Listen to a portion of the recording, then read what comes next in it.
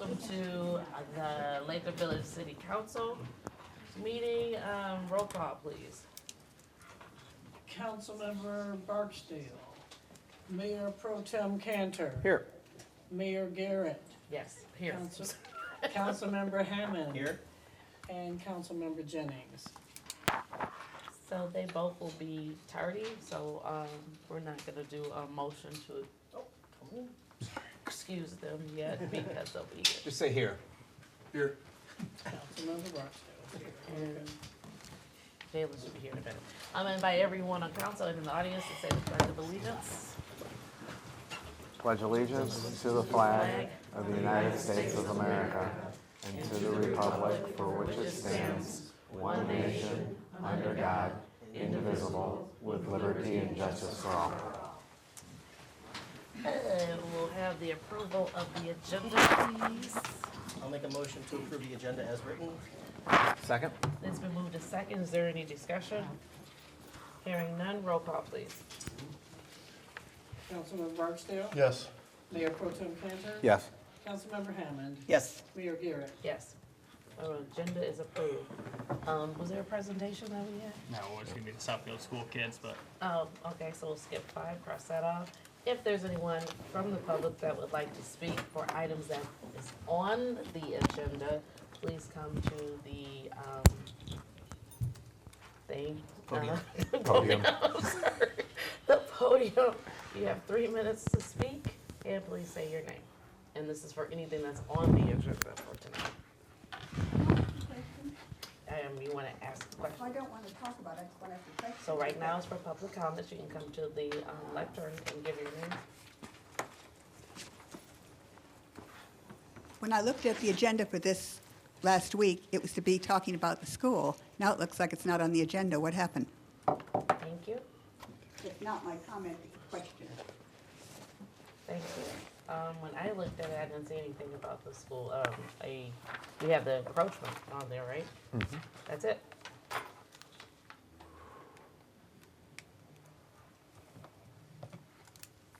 Okay, so the approachment, we can talk about it then. If that's what you would like, you can come up and you can use the rest of your time.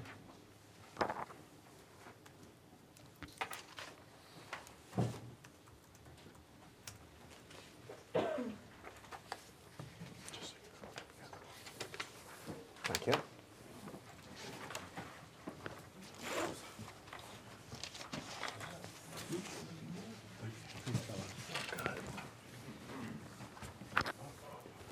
Are you speaking to? Yes.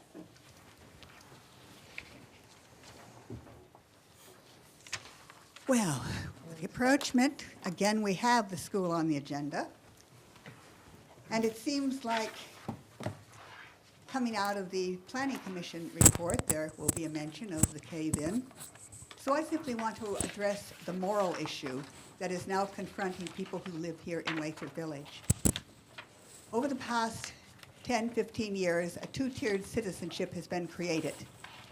The people who live along Southfield Road, whose houses abut Southfield, have been subjected to utterly inappropriate types of business development led by the DDA. One poor person had to live next to a place that never would have been allowed in the past, a restaurant, and had a murder committed right next door. One person now has to live by a new petrol station because we only had 3 in a mile and a half. Now we had to have a 4th and has stinking odors and traffic coming through.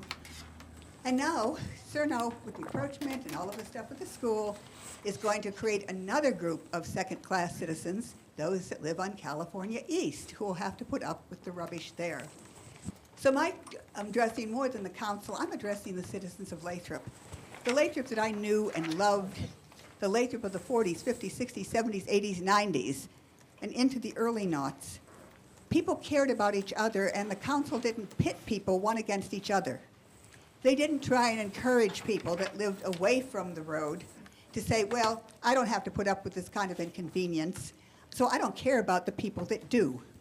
And the fact that we have a council, we have a planning commission now, we have an historic district commission that is prepared to condemn some of Lathrup residents to second-class citizenship and the children of Lathrup to helicopter parenting, which we know impacts cognitive development and it impacts emotional development.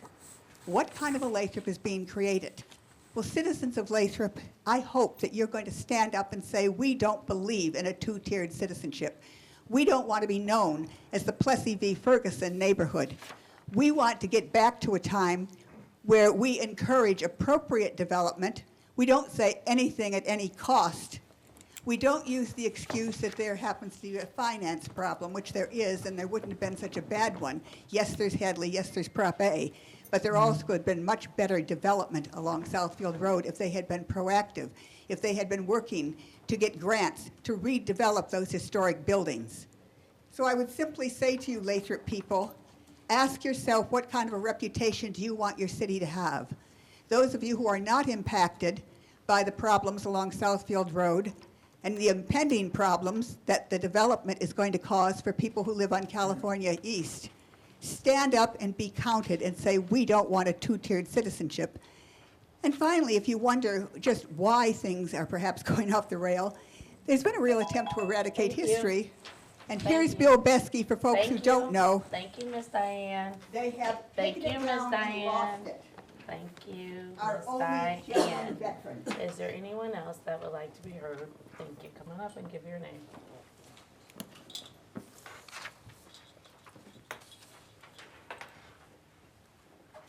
Good evening.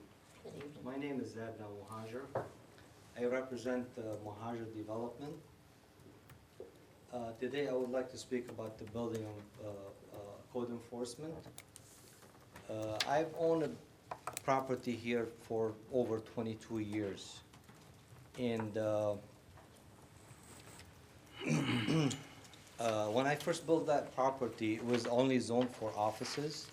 And as you know, there's only few buildings on Southfield zoned for mixed use and retail, and everything else is zoned for offices.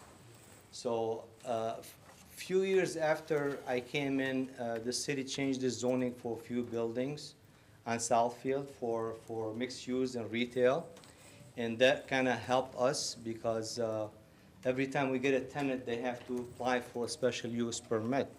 And most people don't want to wait 3-4 months to get on the schedule for a public hearing. So therefore, that helped us, keeping the property occupied. Lately, for the past year or so, our tenant facing the same issue with the planning commissioner. I came here last week. We were not given the chance to speak, so I thought, I start here today to voice my concern. For the past year, every tenant we get trying to open a business within the zoning criteria that is allowed, they still have to go for public hearing to get a permit to go in, which is their, within they have to apply for a special use permit. So most tenants don't want to wait, and we're losing business. And another thing, the last tenant I had, they had them to ask to get a consent from the other tenant so they can share a parking space, which is, the building is only 4,700 square feet. We have 4 spaces. I have 29 parking space. That's something I never heard of before, where the tenant has to get a consent from another tenant to share parking space. But my main concern that the tenant has to wait 3-4 months and we're losing business. I don't know what their plans are. I mean, if they're trying to drive, businesses out of the city of Lathrup Village, they're doing a very good job, honestly. Thank you. You want to give your information to city manager so we can follow up with you. Does anyone else want to be heard about anything that's on the agenda for this evening? If you do, you want to come to the podium.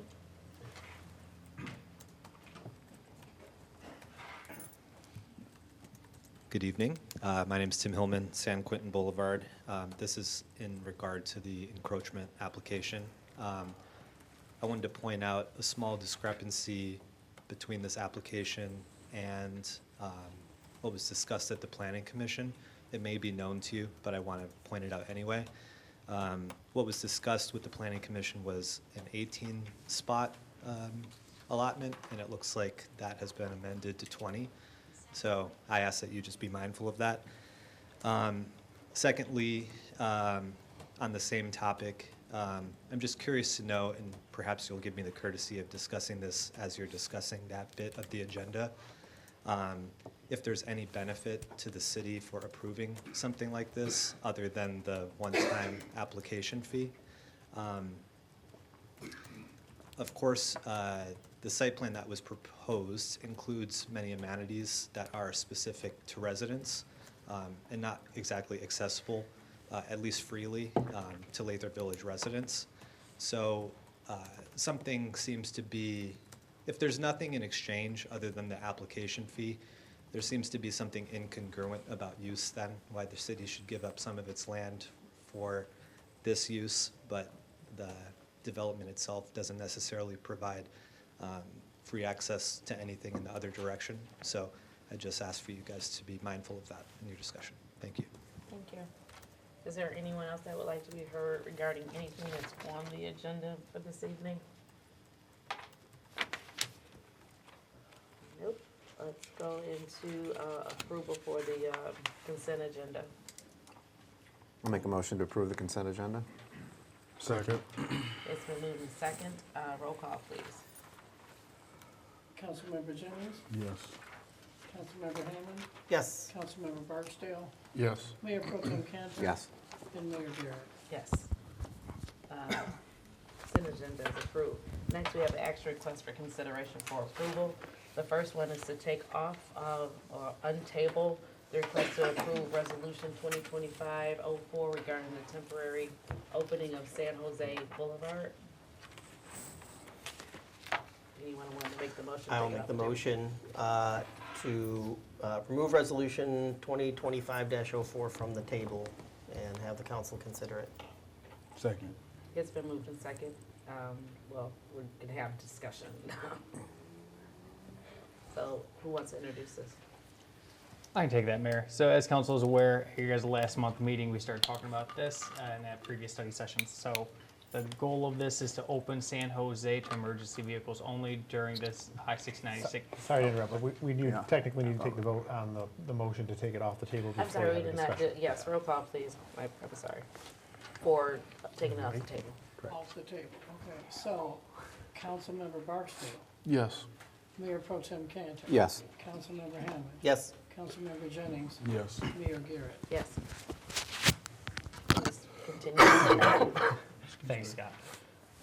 So as council is aware, like I was saying, we've been looking at opening San Jose Boulevard to emergency vehicles only during this I-696 construction.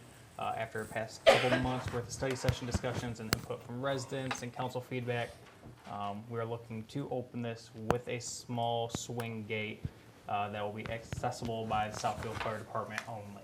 So if this next couple items are approved tonight, we will work with Southfield Fire and our DPS department to get the road temporarily opened by removing some of the berm and fence, putting down the cold patch, and putting in a small swing gate.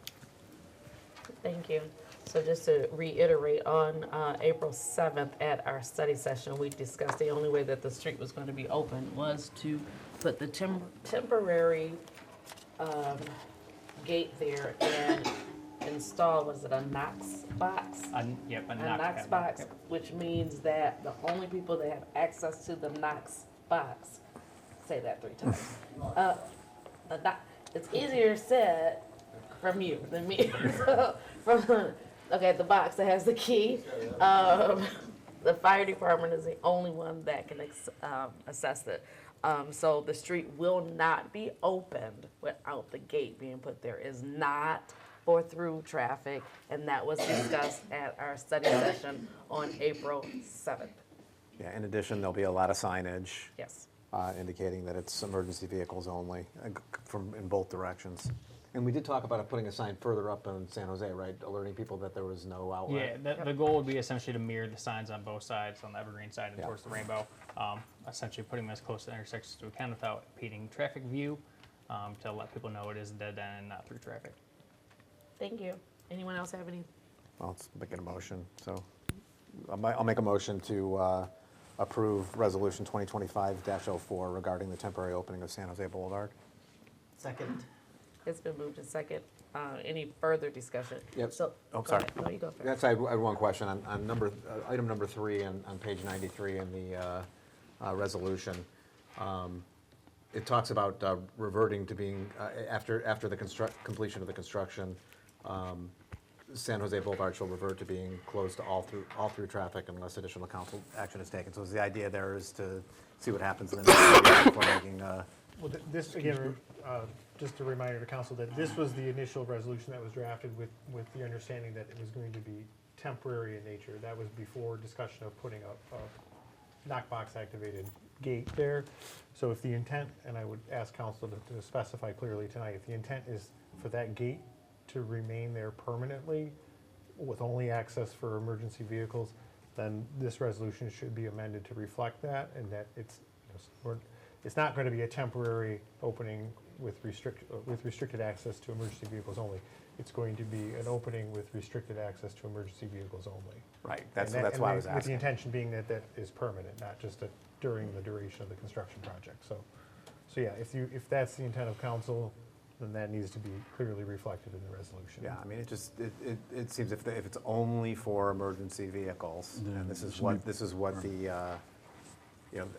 the fire department had come to us long before we knew about the construction with the same issue. It doesn't seem effective or efficient to pay the money to put the gate in with the Knox box and then take it out in 2 years because the construction is over.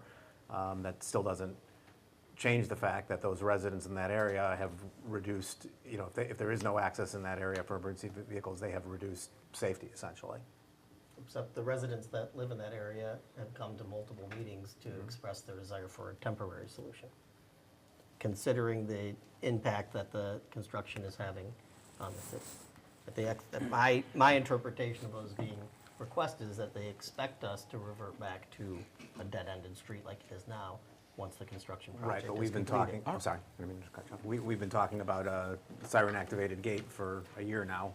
Sure. That would be permanent. So, I mean, I thought I thought during the last study session, it seemed to me that the residents were on board with the the permanent gate. As long as it was a dead end still, and you couldn't, like regular normal traffic couldn't get through. Yeah, That's what I interpreted from the last council meeting. I had the same impression, Jalen. I did not have that impression. And so now you know look at me, right? Is it's. anyone here? No, the people that was here last time are not here. But I'm thinking that Jason is right on that one. I think that the interpretation was to put it back. I feel like if we- this council would like to consider making this permanent after the construction project is complete, which is gonna take 2 years, then we should take some action in the future to do that, after consulting with residents and getting more information and buy-in. I'm comfortable with the wording as it's in the resolution right Let's now. say, still saying temporary. Temporary. I agree. Yeah, I mean, we can revisit it in 2 years. I mean, that's, It doesn't have to be 2 years, it could be sooner than Right. that, but it Or should if be we- not today. or if we get the funding for I know we have a grant out for, again, that's why I was saying, I think we intended it for it to be permanent because we put out for a grant for the siren-activated gate. So, I mean, it's 6 of one, half dozen of the other. I was just questioning the way that it was currently worded. I think for tonight, then it should just say as temporary. And then I do have a question for each one of these motions. We need to do each one of the motions, right? Correct. Okay. So, we already did that. So, any more discussion? Hearing none, this is going to be for the first motion, right? Motion 2. Or Motion second? 1 was to take it off the table. Yes, gotcha. Okay, roll call.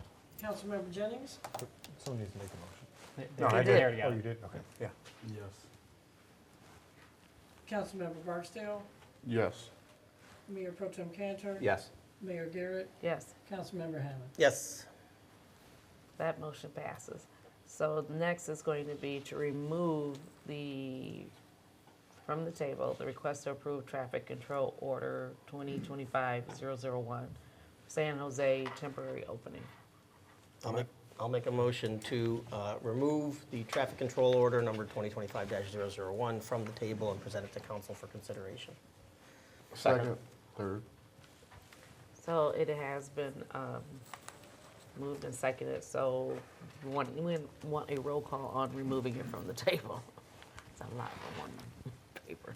Councilmember Barksdale, Yes. Councilmember Jennings, Yes. Councilmember Hammond. Yes. Mayor Pro Tem Cantor. Yes. Mayor Garrett. Yes. Okay, so the next thing is going to be the request to approve the traffic control order 2025-002, no, 001. 001 for the San Jose temporary opening.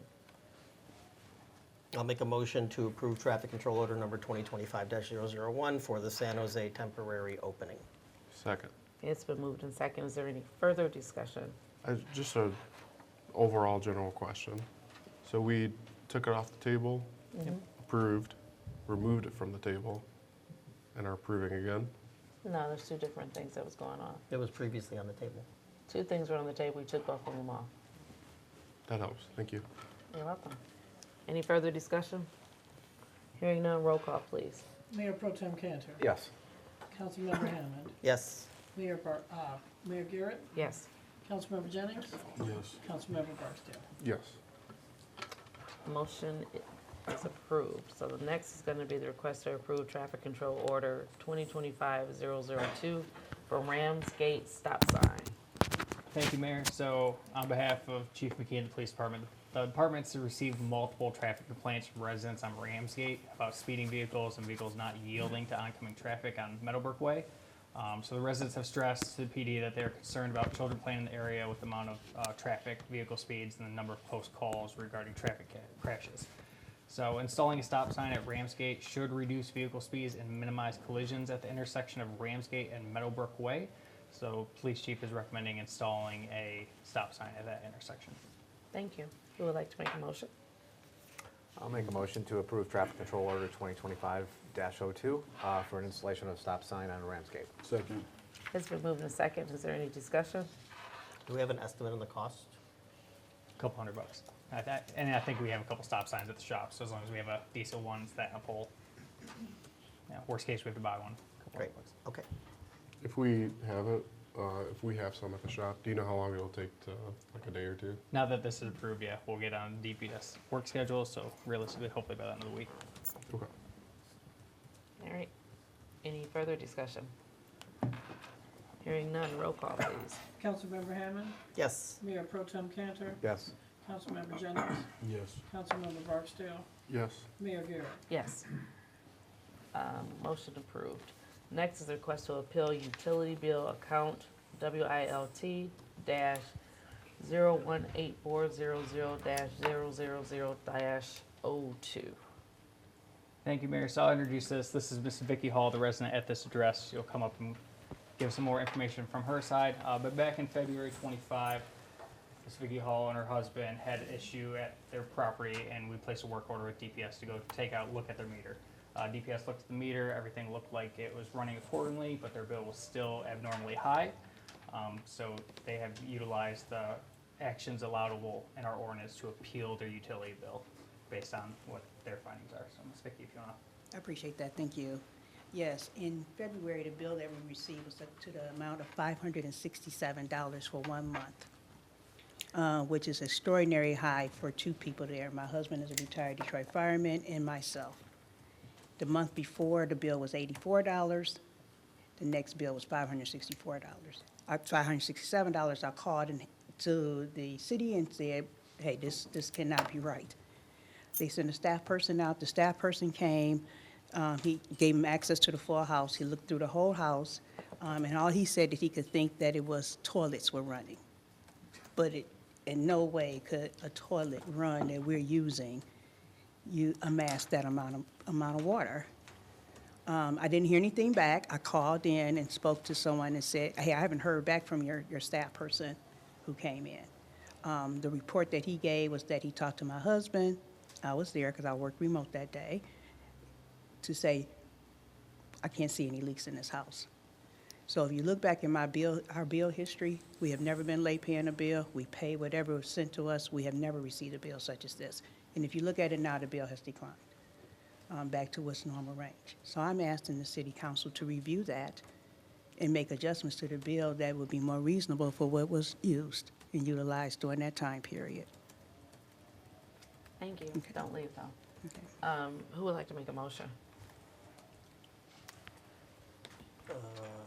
A motion to,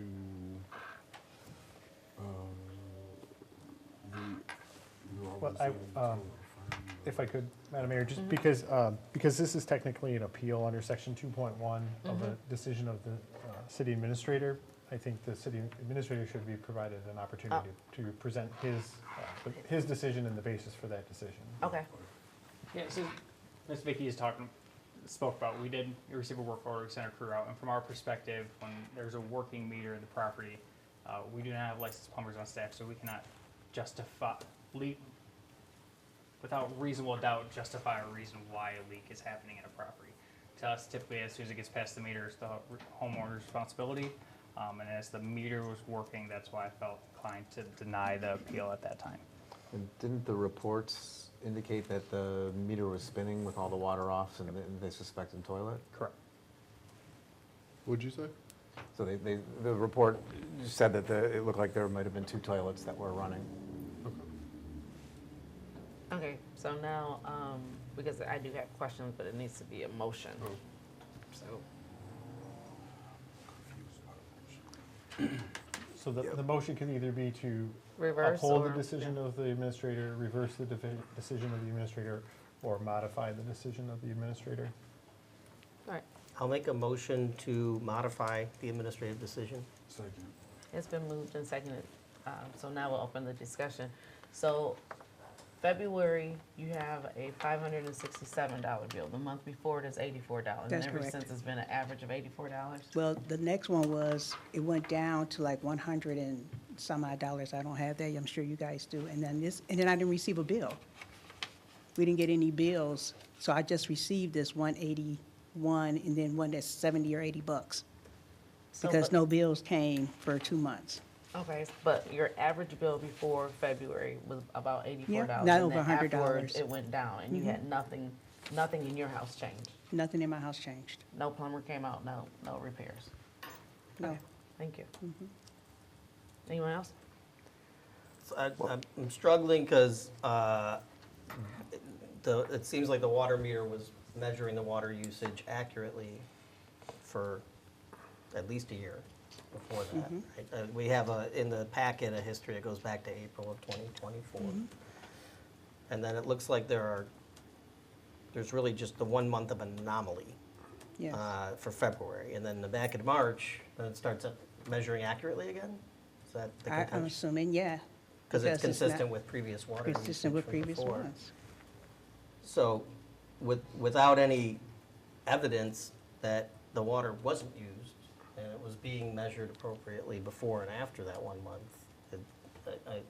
I'm not sure what the evidence is that it was measuring inaccurately for only 1 month. I'm not sure what to say either, council member. All I can tell you is that honest working people, there are 2 people there. And if the toilets were running, I don't know how you would not be able to tell when you flushed it because it wouldn't refill properly, right? I mean, we've been living in a home for, I'm 67, he's 69. We've had homes for the last almost 40-some years, right? So I don't know what to tell you. Yeah, I mean, the toilet running, it can, I was just telling them earlier, telling the mayor earlier, I had a friend who had the same situation. They racked up a bill in 1 month of $800 just from a running toilet. So I guess, I don't know how the others feel, but I would be agreeable to doing some sort of payment plan to kind of help to ease the burden. But the problem is, at least from my perspective, is that if we were to reduce that amount, then everybody else in the room is paying for it. And as the councilman said, you know, if the water is coming in, it's being measured, and the crew saw that when the water was off, that the meter was spinning, which indicates that there is some water that's being used, so it doesn't sound like it's an accuracy of a We were right meter there issue. with him. I'm not trying to argue with Yeah, you, and I'm not trying to be disrespectful. No, I Okay? wasn't implying that you All I'm were at saying all. is that I am an honest citizen Yeah. in Lathrup Village, and I've paid my water bill and never been late. Right. And to receive a $567 water bill, to blame it on a running toilet is inappropriate. Was, The water didn't run a whole month. 3 weeks, Didn't run a actually, whole month. can say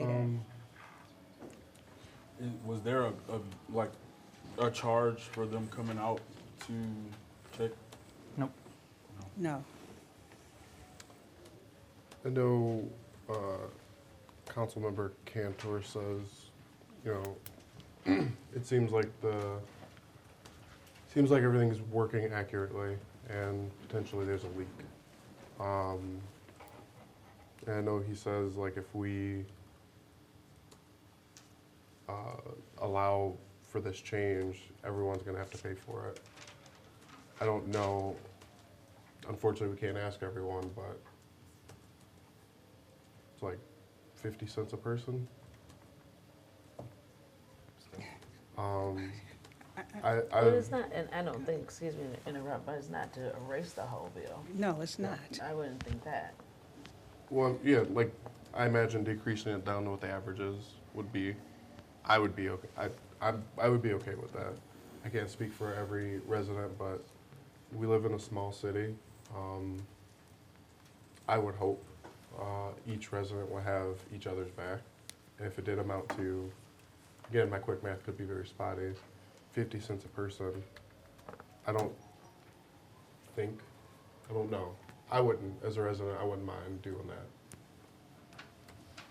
So looking at all your bills, so, it's an average of, what is that, about $200 from, because it looks like it's starting in April. It was April to July, it was over like $150. It's over $150. Yeah, we So- had extra people living with us, my daughter, her husband, and my granddaughter, Gotcha. but not for 2 people. Right. I've never argued it. So,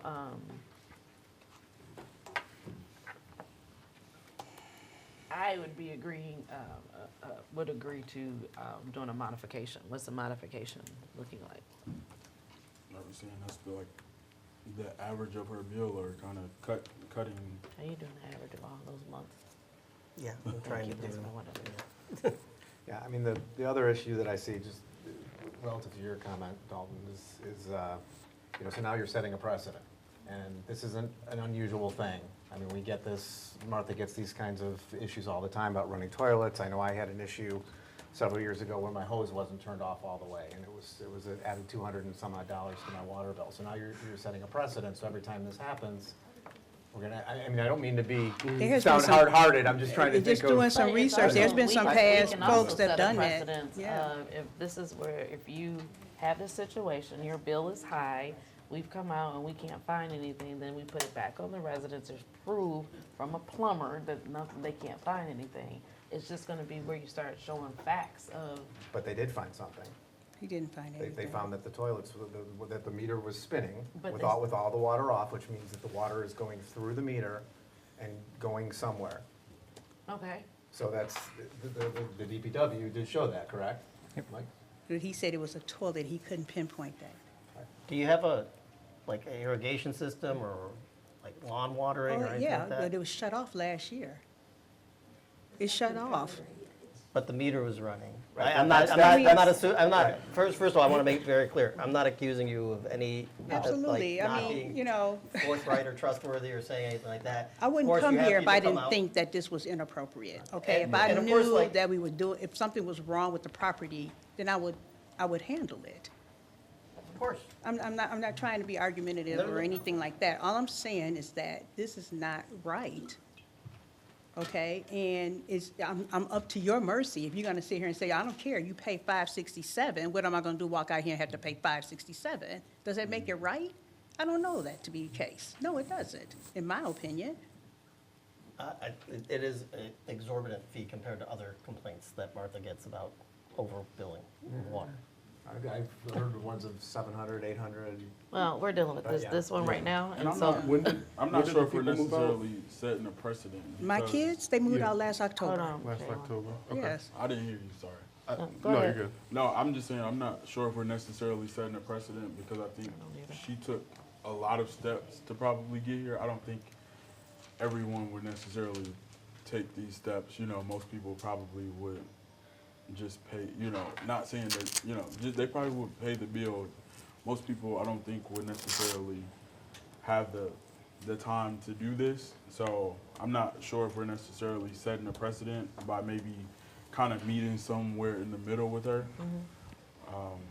I mean, especially since the facts are a little shaky. So, I mean, but, you know, I kind of agree with Dalton. If it is a precedent, we're saying that you call, you follow up, you get DPW to come out to check. It goes back down. It's very strange why it went up, but I think residents doing all that to try to get what potentially is some sort of weirdness fixed. I don't think citizens would have an issue with that. I don't think our citizens would have an issue One with that. compromise I might suggest is that we reduce the amount of that month's water bill to match the highest water bill that the resident received during the previous 12-month period. Because that would be consistent with the most water that that resident has potentially used during that period. That would, in this case, that would be $236.42. What was it? $236.42, which is more than half of off of what was billed. No, ma'am, sorry. Were you able to find what the average was minus that month? The average for all the months that are on this bill, which is, there are 13 bills on this, so the average of everything, excluding the February bill for $567.54, is $154.23.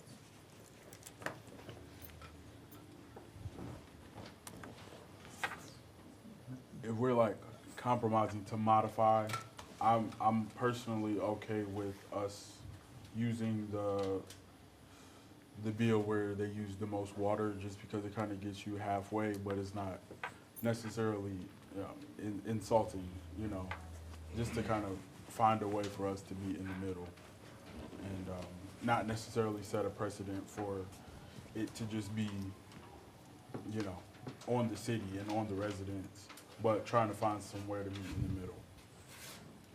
So you're saying 181. Jason, you're saying 2. $236.42.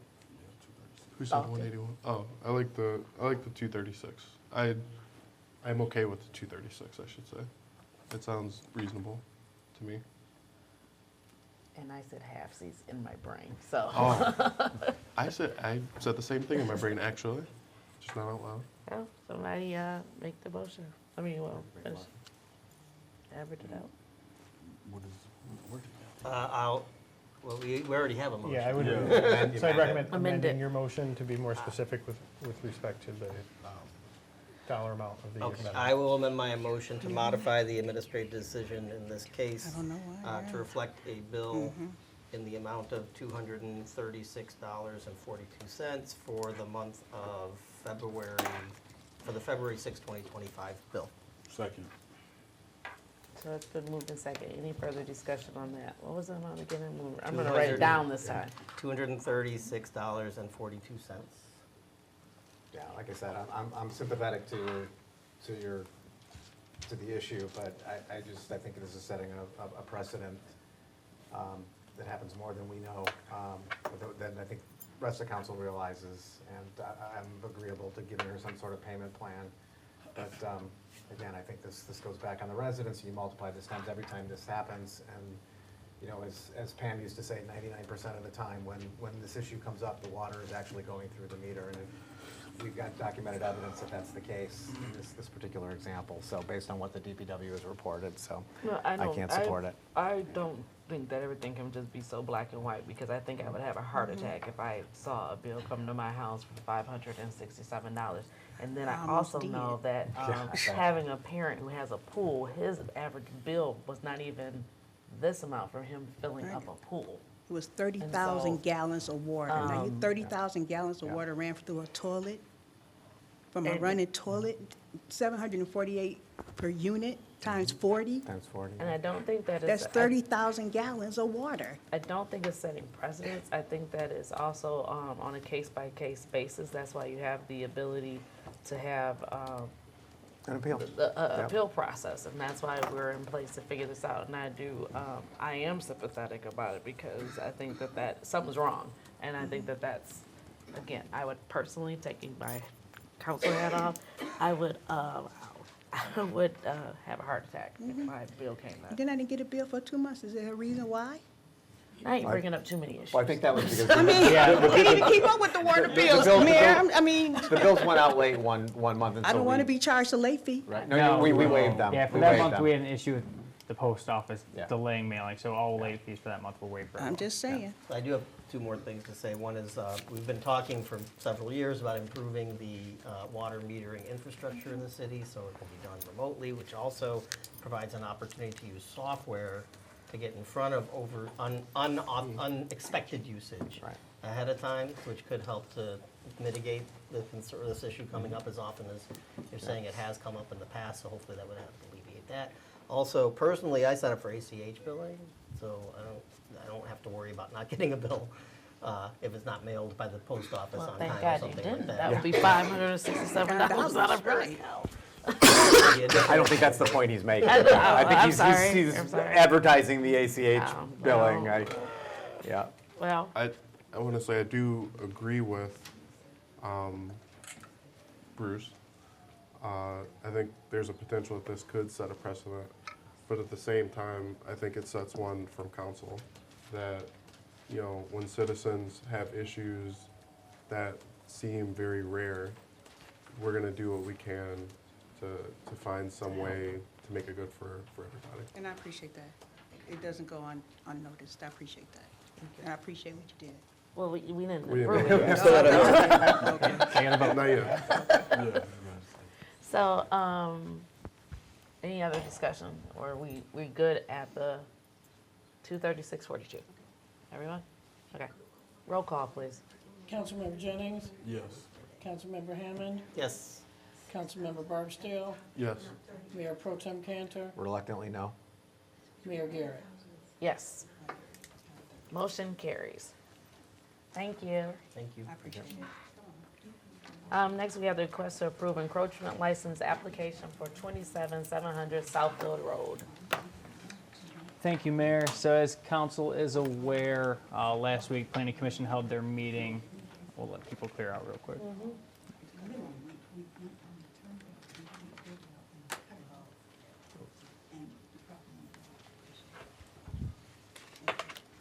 So as council is aware, Planning Commission held their site plan review of the Andy Lathrup School project last week. It was conditionally approved by the Planning Commission contingent on one of these aspects, which is the encroachment license. So that is what is under consideration today. I know we have folks from the Cernow company here, if anyone wants to speak on it. But essentially what this is looking to do is put 18 spots to meet their 218 parking space requirements along Golden Gate Drive. Is it 18 or 20? Okay. Yeah, 'cause you guys, yeah, wait, correct me if I'm wrong, you have 200 in a lot, and then this 18 would get their Right. 218. Yeah, because there was some, in the packet, there was some conflicting information, but. Thank you. Oh, yeah. Who wants to make a motion? I'll make a motion to approve the encroachment license application for 27700 Southfield Road. Second, It's been moved in second. Is there any additional discussion? we need to get some clarity about the number of parking spaces, just because said the 18. packet says 20, they say 18, You the just said plan 18. says 18. But I have seen site plans that list 20 and 18. But which site plan is the They one just we're said reviewing? 18. Yeah. But which site plan are we reviewing? 18. we're looking at the encroach, we're not looking at the site plan, but, Okay, fair enough. but they're asking for 18, he says. The encroachments for, yes, Okay, 18. so the agenda's inaccurate. Okay. Do you want to update your motion to include the number, just in case? Yeah. I think in theory, just, it's like such a big deal, it shouldn't be incorrect on the document, you know, like, that's, I think that's generally where we're kind of, where maybe he's going with this. That's where I'm going with I think that the document can be updated, and I think that the, correct me if I'm wrong, city attorney, and the motion can be updated to say that this is for 18 spaces. I agree. I mean, if the applicant is here modifying their application, which the application does state 20 spaces on their application, so if they're modifying that, council can consider that verbal amendment and act accordingly. So if Pete can redo your, That was, oh, that was me. Yes, it was. Yeah, I will make a motion to approve the encroachment license application for 27700 Southfield Road for 18 parking spaces. it. And I'll second it again. it's been moved in second. Is there any further discussion? Yeah, just in response to the public comment that was made a little bit earlier, these encroachment licenses are revocable encroachment licenses. So, which means that the city could revoke it at any time. They're not permanent. There is not an annual revenue stream from them. It's an application fee of $1,500. Is that correct? Yeah. Yeah. That's what the application says, 1,500. Yeah, I think it's 15. And if I'm, correct me if I'm wrong, but I believe I think right now we wouldn't be losing any green space over this. It's all, right now it's all just paved area. So it's not an issue of losing any green space by doing the encroachment. Any further discussion? Hearing none, roll call, please. Councilmember Hammond, Yes. Mayor Pro Tem Cantor. Yes. Councilmember Barksdale, Yes. Councilmember Jennings, Yes. Mayor Garrett. Yes. Motion is approved. Next, we have the request to approve Resolution 2025-10, declaring May 2025 Mental Health Awareness Month. Thank you, Mayor. So at the request of Oakland Community Health Network, they're promoting May 2025 as Mental Health Awareness Month throughout Oakland County, and they're looking for community support. Thank you. Who would like to make a motion? I'll make a motion to approve resolution number 2025-10 and recognize May 2025 as Mental Health Awareness Month. Second, third. It's been moved and seconded. Is there any further discussion? Or any discussion, period. So, I'm not gonna read the whole thing, but it's May 1st through May 31st, 2025 is recognized as Mental Health Awareness Month. Mental Health America's MHA 2025 theme is Turn Awareness into Action, which celebrates the progress we made in recognizing the importance of mental health and provides challenges to turn understanding into meaningful steps towards change. And whereas Oakland Community Health Network, OCHN, and the City of Lathrup Village join our national partners in promoting this year's Turn Awareness into Action campaign. And now therefore be it resolved that the Oakland County Health Network and the City of Lathrup Village hereby recognizes May 2025 as Mental Health Awareness Month after it gets approved, I should say, because we didn't do that yet. So, anyone else? Roll call, please. Councilmember Barksdale, Yes. Councilmember Jennings, Yes. Mayor Garrett, Yes, Councilmember Hammond, Yes. Mayor Pro Tem Cantor. Yes. it has been declared then. Next, we have the request to approve Resolution 2025-11, approving MDOT Transportation Economic Development Fund Category B grant application for fiscal year 2026. Thank you, Mary. Yeah, it is a mouthful, but this is something that council did last year, and we were lucky enough to be awarded for Rainbow Circle. So this is a program MDOT does every single year. It's commonly known as the Category B grant program. And this year, based off our discussion at our April 7th study session, we would like to submit another application this year. This one would be for the southeast portion of the city, Rainbow Drive, and portions of Lathrup Boulevard. These are rated Pazer 2s, and they're mainly concrete throughout this section of town. So if we apply for this funding and we were awarded, the total project would be pushing about $350,000 with MDOT covering up to 50% of it. Thank you. Who would like to make the motion? Motion to approve resolution number 2025-11, approving MDOT Transportation Economic Development Fund Category B grant application for fiscal year 2026. Second. It's been moved to second. Any discussion? I hope we continue to get grants. Did you have something? I did, it's eluding me. Oh, well, we did discuss this during previous study sessions, and we discussed it and comparing it with other parts of the city that we were considered for potentially using the money from a grant like this if it were to be approved. So it's been under consideration, and this, if you look at the pictures in the agenda, that part of streets in the city are in terrible shape. So if we get the grant, it'll be great to be able to get those up to Pazer 1 rating. Yeah, no, Pazer. Pazer. Any What is further? it? Pazer 10. 10 rating, sorry, Yeah, thank you. This is the opposite of what you would think. Yeah, exactly. The other question I had was, so as the city administrator noted, we received this grant last year. And so I think in study sessions, we've talked about, like, we're gonna apply for this grant, but precedent tells us it's not likely we'll get approved 2 years in a row, correct? Correct, especially with the MDOT Category B grant. This is probably one of the good things MDOT does, in my opinion, is they do try to spread this out throughout the state. It's pretty rare that they would award communities 2 times in a row. But just like we were talking about, can't hurt to apply. And luckily, since speaking with our city engineer, at the end of the day, this is a smaller project in the grand scheme of MDOT Category B. So we might get lucky enough where at the end of their project, if they count for everything, they might still have a small chunk of money that they can give out. So. Got it. I mean, it's not just relatively rare to get it 2 years in a row, it's relatively rare to get it once. I mean, it's not that often that the state is doling out money for local roads. What is it? I think there were, this year there were 10 grants that were given out, so.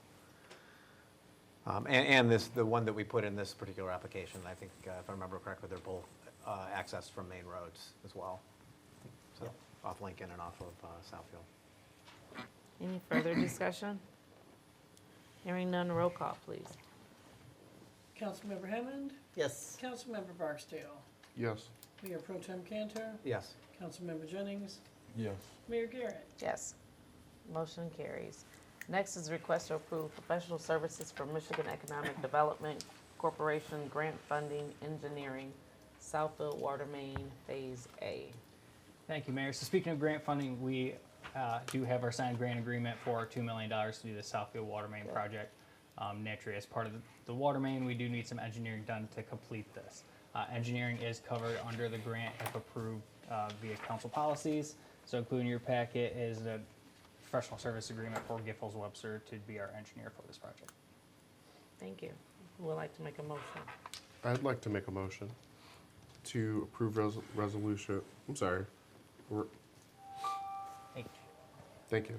I'd like to make a motion to approve professional services for Michigan Economic Development Corporation grant funding, engineering, Southfield Water Main Phase A.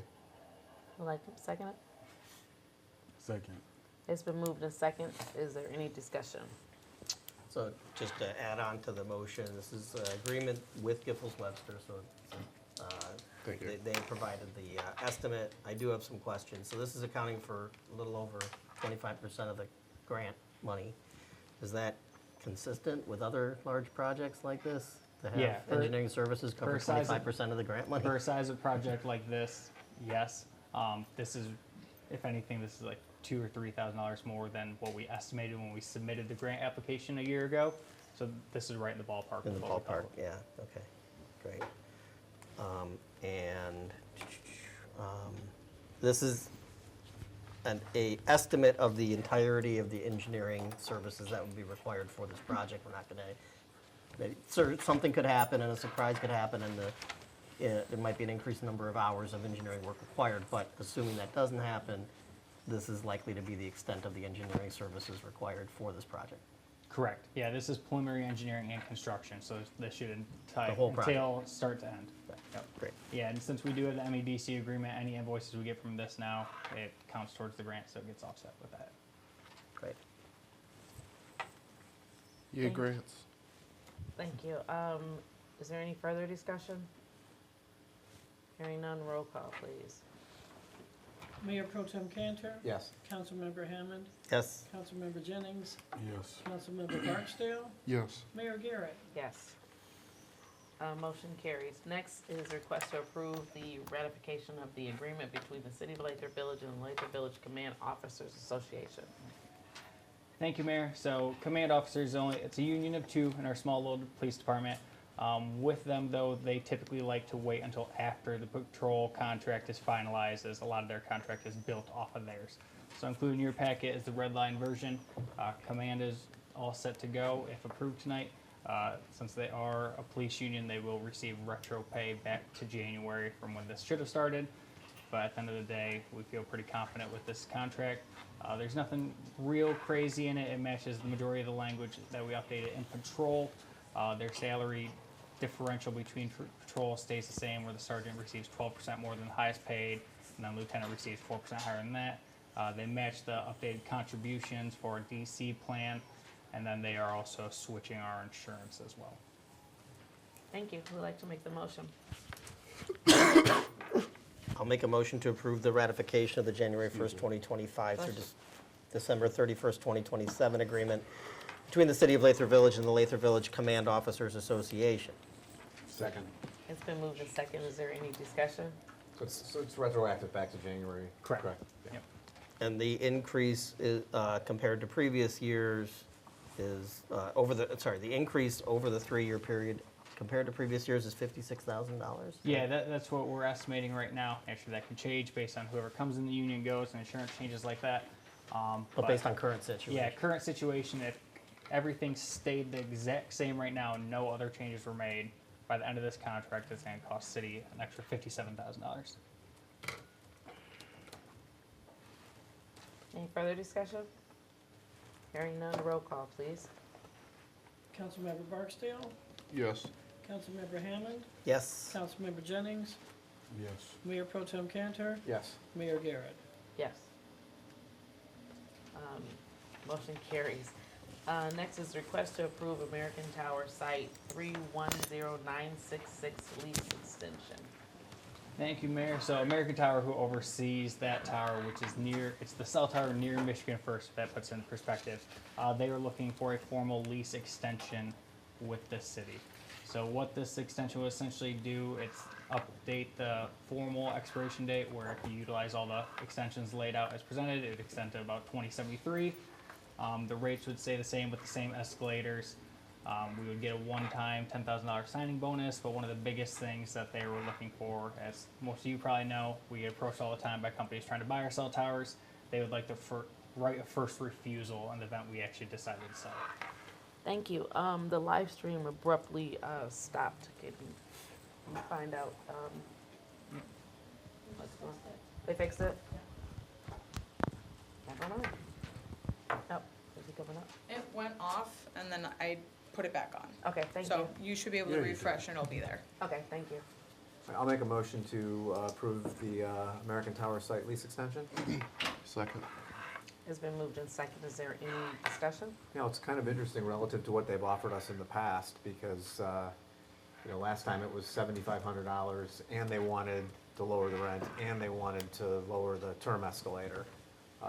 This time, they're not asking for any of that, so it looks like they're just offering us a $10,000 signing bonus for the extension and the right of first refusal, which is kind of interesting, because they've been really pushing us hard over the last 6 or 7 years to get us to drop rent and. So they don't currently have the right of first refusal? No. Nope. So if we wanted to sell it, we could essentially sell it to the highest bidder. I personally would never recommend it, because finances don't make sense long term. But yeah, as of right now, we can sell it to whoever we want.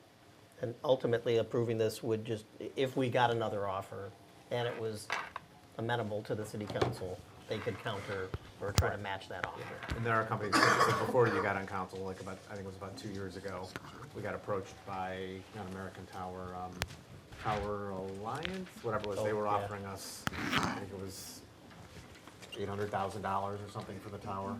And that's probably what spooked American Tower to start asking us for right of first refusal. Fair enough. If they've got the money to match, then Yep, why not? exactly. Saves administrative overhead and like rewiring the hardware for a new provider and Yep. all that Is type of stuff. there any way to push the bounds on that one-time payment? Ask for more? You'd always ask for more, but yeah, as Bruce mentioned, they have already come up since they essentially approached us like over the last couple of years. So you could always ask for more. There's no guarantee they're going to say yes, but I'd say they already have shown improvement. Yeah, the most recent request that the city received to extend it was August of last year, and the same signing bonus of $10,000, but inclusive in that was reduction of the monthly rent rate and then reduction of the escalator, which over, almost all of the requests that we've received, as Bruce pointed out, have had those two components, reduction in the rental rate and the escalator, as being their most critical objectives of the extension. So I was very surprised to see that they dropped that. I don't know if you ran this by Mr. Grossman. Or Dr. I Grossman at did, all. and I looked at it and was like, this is a no-brainer relative to what It seemed they pretty before. straightforward, almost like what's the catch, but. Yeah, right, exactly. Yeah, I mean, typically, the escalator is, it's a maximum of 5% a year. It's cumulative over each 5-year term. So it could be a maximum of 25%, and they wanted us last time to lower it to 10, which is a significant reduction. So it's, like I said, looks like a no-brainer. How do the escalators work? So it's CPI for each year. So let's say the CPI is 1 for all 5 years, and we get a Consumer 5% price increase index. for the next 5 years. The consumer price index. Yeah, and so as inflation started going up, around COVID, they wanted to reduce it to a maximum of 10%. I think it was 10%. That doesn't matter. Yeah, I could, So, But they were asking for a limit. they were asking Yeah. for a limit, Yeah. yeah. Okay. Any further discussion? Hearing none, roll call please. Councilmember Hammond, Yes. Councilmember Jennings, Yes.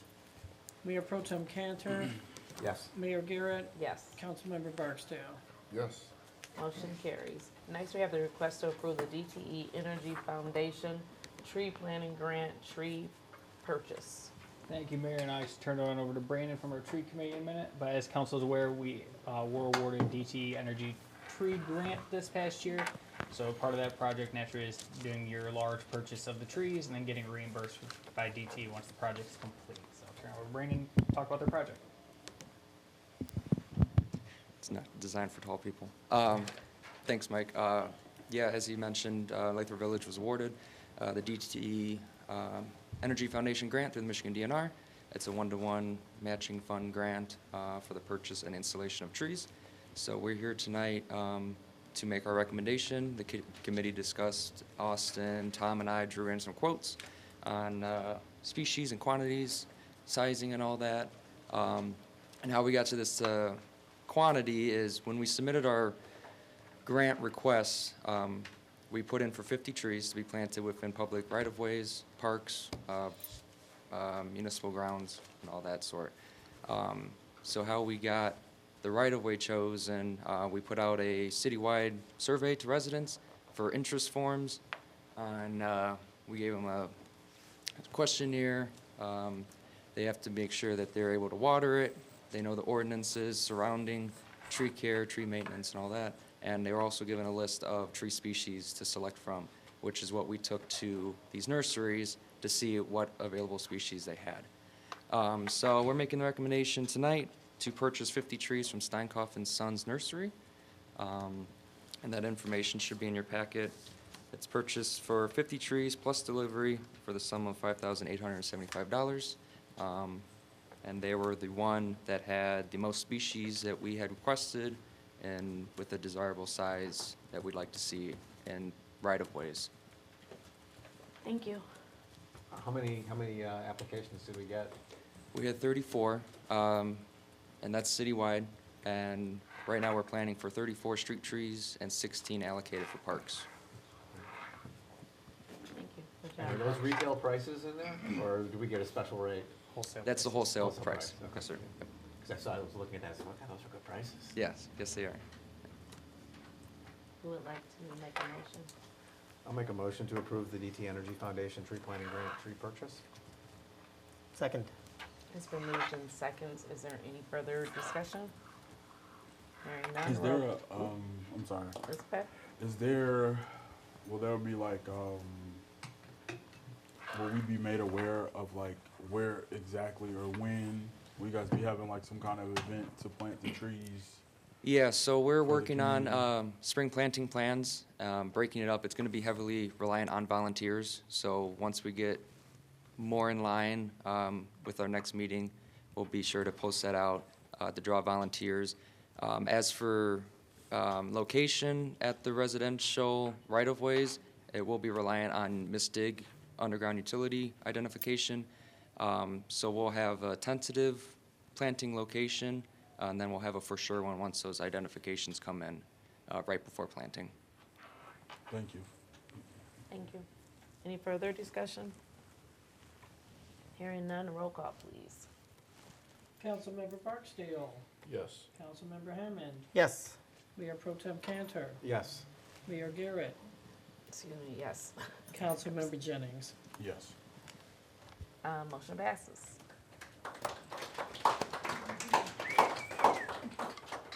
Next, we have a request to approve city council meeting times. Thank you, Mayor. So back at City Council's March 17th study session, this was a conversation we had, and it was requested that you place on as an action item at an upcoming meeting. So over the past few months, council has discussed potentially switching the start time of either the study session or regular meeting or both. So this is just to make a formal decision if we're going to make a change or not. Thank you. Who would like to make a motion? Oh. Somebody has to make a motion. I would don't like have to try to pass make a it. motion to approve, modify the city council meeting schedule. Which one? To what? Approve or modify? Yeah. I don't know. Motion to, Thank oh, you. never mind. No. You already Well, got it. this is the same. It's a recap of the current. No, thank you. Go ahead. Who's making the motion? Motion to approve the city council meeting schedule. To what? As is, or? Oh, yeah, as is. As is. Second. It's been moved in second. Is there any discussion?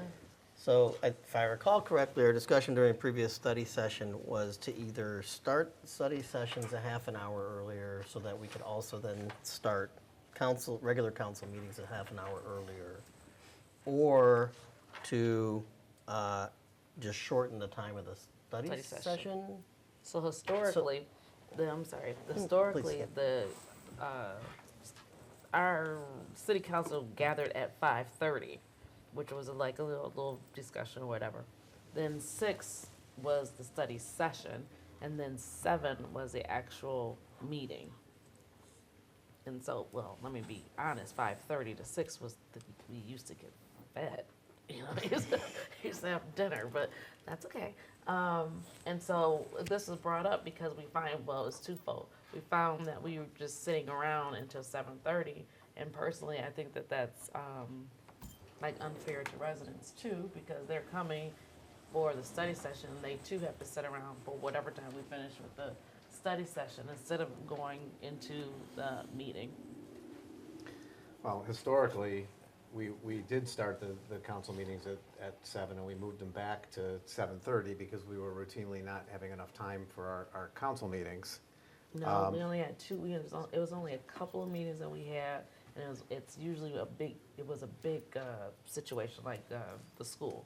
No, We but would run over. It was only a couple. It was not numerous But times. well, that's why we moved it from 7 to 7:30, and, you know, as I stated in our discussion earlier, I would be in favor of moving the study session earlier, and moving everything earlier, both earlier a half an hour, although that makes it hard for people who are working to, you know, make the meetings by 5:30. But, this meeting, we had an extra 15 minutes in between, 20 minutes in between study session and council meeting, but last month, we ran right up to the very end, we didn't have council comments. So personally, I would rather spend 15, 20 minutes in between meetings on occasion, but to have enough, make sure we have enough time to talk at the study session. We only have 2 study sessions a month. And I think that we could be more top-heavy on the study sessions at the first of the month, where those could be longer, you have more to discuss. I just, Yeah. well, you know where I'm leaning. Yeah, I mean, it feels to me like we, more often than not, the study sessions nowadays take an hour, because we have enough things to deal with. Personally, I could get here at 5:30, it's not a problem for me, but I am definitely mindful of other council members and the public's ability to get here so close to the ending time of general business working hours. Is it possible to change just the study sessions before council meetings? Or is that what we're discussing, or both study sessions? The first one, I mean, we can discuss that too, but the first one, that's, Okay, so just the one before council yeah, meetings? just one before council meetings. yep, My apologies. no problem. Any further discussion? Okay, roll call. So wait, the motion was to keep Keep them it- as Keep it is? as is. Yep. Yep. Okay. Councilmember Barksdale. Yeah, I'm sorry, who seconded it? I'm sorry. He said it. Who- Councilmember Jennings and like Councilman, or Mayor Pro Tem Cantor. Cantor, okay, Cantor. I want to make sure I had this right. Sorry about it. Cantor was a second. All right. So again, Councilmember Barksdale, yes. Councilmember Hammond, No, and Councilmember Jennings, Yes. Mayor Pro Tem Cantor. Yes. Mayor Garrett. No. Motion passes. Okay, city administrator report. Nothing this month, Mayor. Thank you. City attorney. Nothing for me this month. Thank you. Reports of boards, commissions, and committees. the planning commission passed the site plan for 27700 Southfield Road, which is the school project proposed by the Surnow Company during our last regular, or planning commission meeting. In our next planning commission meeting, Mike, maybe you can help me remember, I know there's another business site plan that's up for site plan review. Off the top of my head, I can't remember which one it is. Do you recall? I think it's the food meal place. It's prepared, I forget what the business name is off the top of my head, I want to make sure I get it right. But they prepare fresh meals every single day for pickup. Ooh. Yeah, not a traditional restaurant, more of a, thank you. I didn't hear what he said. Prime Lead, right? Prime Elite. Great, Prime Elite, okay. So that site plan's gonna come up for review at the next planning commission meeting, and those are the updates. Thank you. Anyone else? Arbor Day and Earth Day is on the 26th, so in a few days. Go parks, go trees. Thank you. Abraham. What time is the Arbor Day festivities? Thank you. I'm sorry, what was that? 11 to 1. Thank you. Anyone, Councilman Jennings? No report. Thank you. Yeah, and then for the Finance Review Committee, just wanted to announce our next Finance Town Hall will be on May 13th, which is a Tuesday at 7 PM. Thank you. Any unfinished new business? Then, public comment, you have 3 minutes. You want to come to the podium and you can say what you need to say for 3 minutes.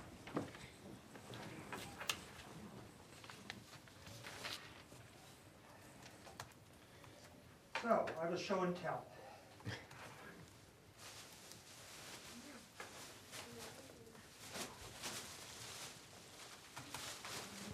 Am I the only one here who eagerly awaits the weekly delivery of the Save.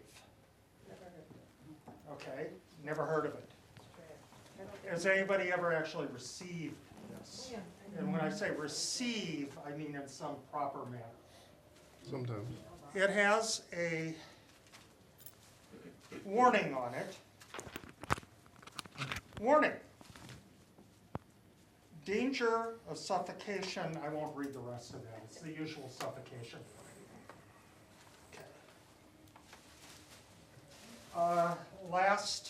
Let's see, 2 weeks ago on Monday, I picked up 46 of these on a 2-mile walk on our lawns, sidewalks, streets, culverts, and gutters on our end. If anybody knows how many miles of residential streets we have, you could do the math to figure out how many of these were probably littered on our streets. The next week, I took a walk of 2 blocks because it was hailing, and I picked up 7 of them. These are distributed, I was surprised to find out, by the R.R. Donnelley Company, the largest printer, commercial printer in the United States, formed in 1864, and distributed illegally in our community. By the way, I took one of these to our front desk. Our code enforcement officer happened to hear the conversation and remarked offhandedly while he was making copies that he didn't think we have an ordinance for that. Actually, we have 3 applicable ordinances. I'm not going to read them because they're a bit lengthy, but there are 3 specific ordinances that touch on litter that this would violate. I would ask that the city please write to these people, tell them they can't do this. Also, please do not direct them to attach them to mailboxes. That is against federal regulation. And I urge people to contact the post office. They're not going to talk to you up here. They'll give you the number of the postal inspector. I don't know, they might be busy with other things, but you could try it. I don't see a way that they can distribute these legally in Lathrup Village. Thank you. Is there anyone else that would like to be heard? I was wondering where mine went this week. Yeah, you just stole one. Theft. Will you adjust your microphone? Hi, my name is Earlene. I'm a resident here in the city of Lathrup Village. A month ago, my name is Earlene, E-A-R-L-I-N-E. I'm a city here at Lathrup Village. A month ago, I came and addressed the city council in regarding about my taxes because my taxes were sent back. And Mayor Garrett asked me to stay and talk with her, and I did do that, and I gave you my email. I sent you an email regarding that, but I never got a response back. So I don't know, is it because you don't feel that it's important, or you don't feel that I should have the right to know why my taxes were sent back, because it was never addressed. It was never addressed at all from the city of Lathrup Village. And I feel like that I have the right to know that because my property, and that's where I live, and this is where I've been living for so many years. And the factor of it is that it was about to go into delinquent. And the only reason why I found out is because each year when I do my taxes, I get a paper stating what my taxes were for the year to file my property taxes. 5 months had went by, and nothing was sent to me, nothing was said to me. So I feel like as a homeowner, I feel as being respected, that I should have that answer. And I did not get an answer, so I'm addressing it again. I would like to have an answer. Why was my tax money sent back? And I feel disrespected, so I shouldn't have to come back again to ask that question. Thank you. even though we'll talk. I mean, I think we did address that, didn't we? No, you So we, didn't. no, I'm not, I'm saying to, because we didn't figure out why. I'll look at my messages. Yeah, that's what I was, okay. See, this is the same thing I got when I came and addressed it him. I came and addressed it, Mrs. Townsend, and I came and addressed you guys. You all are just going like it ain't nothing. Well, it's not that it's not nothing, and I know I'm not Yeah, supposed to speak because right now. you all didn't address me. You wouldn't say anything. It shouldn't have happened. It shouldn't have took over 30 days. It shouldn't have took me to come back here to address you guys again. I respectfully respect you guys, and I feel like I should have the same thing, because my taxes is where I live. Absolutely. So the question that you're asking is why was it sent back? And that's what I don't have. We don't have that answer why it was sent back. And I apologize that we don't have the answer, but we can look into it much deeper. We'll look into it much deeper. That's what I thought was gonna happen last time when I came here to address it. But it was nonchalant. Y'all seem like it's nonchalant. No. And I don't think that it should be like that because of the simple fact, I did diligently and came to address this gentleman. I addressed another person because y'all kept saying, when I say you, I mean the city, kept saying, oh, the mortgage company didn't send anything. That wasn't true. I gave a lot of evidence to the person, and that's when I came back to address you because nothing still wasn't done. And you never responded by phone, email, letter, or anything. So I feel like I'm being disrespected Well, as I don't want you as to a feel resident. disrespected. I Because it's my apologize. home. I apologize, and we will, I mean, I can email you, I will call you once we figure out why, because we did not have the answer of why before. Shouldn't it be based on when the person that handles that in the city of Lathrup Village, that's their job? Shouldn't they have an answer? Because somebody sent it back. I didn't send it back because it didn't come to me. So somebody's job in the city of Lathrup Village. They sent it to, my mortgage company sent it to the city of Lathrup Village. It's somebody's job. I would respectfully say, well, okay, we did it by accident, something happened, but I didn't get nothing. It's like nonchalant, just shoved it under the rug and wouldn't say nothing. Only reason why I found out is when I got ready to go when I got ready to do my taxes. That's the only reason why I found out. So respectfully, I want an answer. That's all I'm asking. I want an answer. And we will look into finding out why your taxes was sent back to the mortgage company, making sure I have this right. Correct. Okay. Because they didn't get paid. They Okay. were sent back. The Okay. taxes supposed to be paid Yeah, that might. to the city. But the city sent the money. I want to know why. What happened? Why was it? Ready? Yep. Thank you, Lauren Barris. I just wanted to say, did you say May 13th was the next Finance Committee meeting at Town Hall? Yeah, May 13th at 7 p.m. I went to the last Finance Committee Town Hall, and I had already been to one, but I don't really understand. I didn't really understand Prop A and Headley and all of that, and it's coming up on our ballot in November.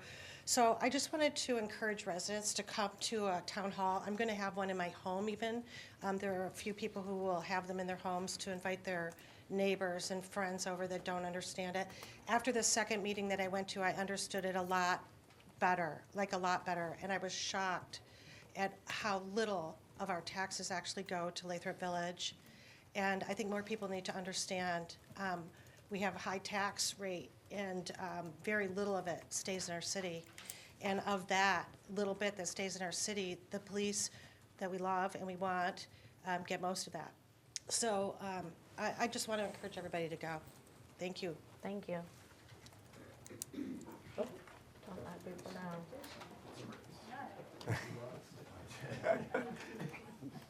Did I beat you? Karen Harris, Cambridge Boulevard. I want to thank the tree committee. I know they went to this has been a big project for them, huge. I saw them out traveling around, and it's exciting. It's exciting that we're moving forward, and this is an exciting project, and I really appreciate you guys a lot. Not just that I plan to get a tree, but more than that. That so many people will be getting trees, and then we get the benefit of the parks. I think it's beautiful. I really appreciate that we are going to have new construction at the school. thank you guys for all the work with that. It's just exciting. It's exciting. And finally, I'd like to thank Mary Garrett for the proclamation she did for our 105-year-old resident. She was thrilled to get a proclamation from Lathrup Village. Kelly went over and beyond. She got a proclamation from the state of Michigan and also from Rashida, our U.S. Rep. And our 105-year-old was just thrilled. She looked at her son and said, I need another room, so I have places to put stuff. She was just thrilled. And then the fact that you went to their home, so she didn't have to go out traveling, because the woman still travels, but not like she used to. So thank you, thank you, thank you. Thank you, that's my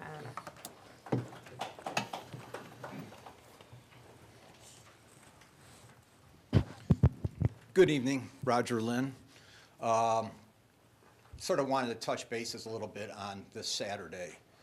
Dalton sort of touched it a little bit about the Parks and Rec and the tree committee getting together for Earth Day, Arbor Day.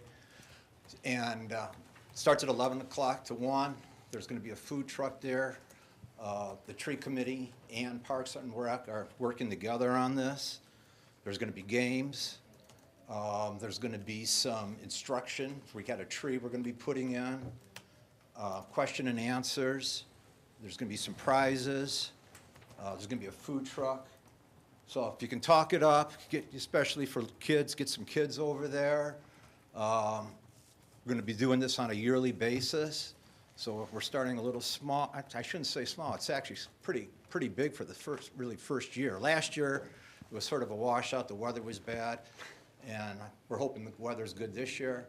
But if you can talk it up and get some able bodies, and if you don't even have kids, just come on out and hang with us for a little while. As far as the tree committee, Karen, we got some cool things happening.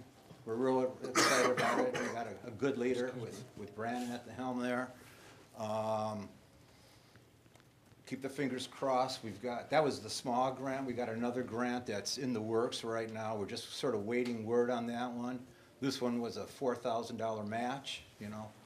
The next one, we're targeting about $100,000. So even though there was only 30 homes that actually responded to the survey, I think moving forward, we can, get that word out and get more residents to respond, because there's still a lot of open spots available. Anyways, thank you much for approving the funding for that DTE grant. Thank you. Thank you. The event is right behind City Hall here.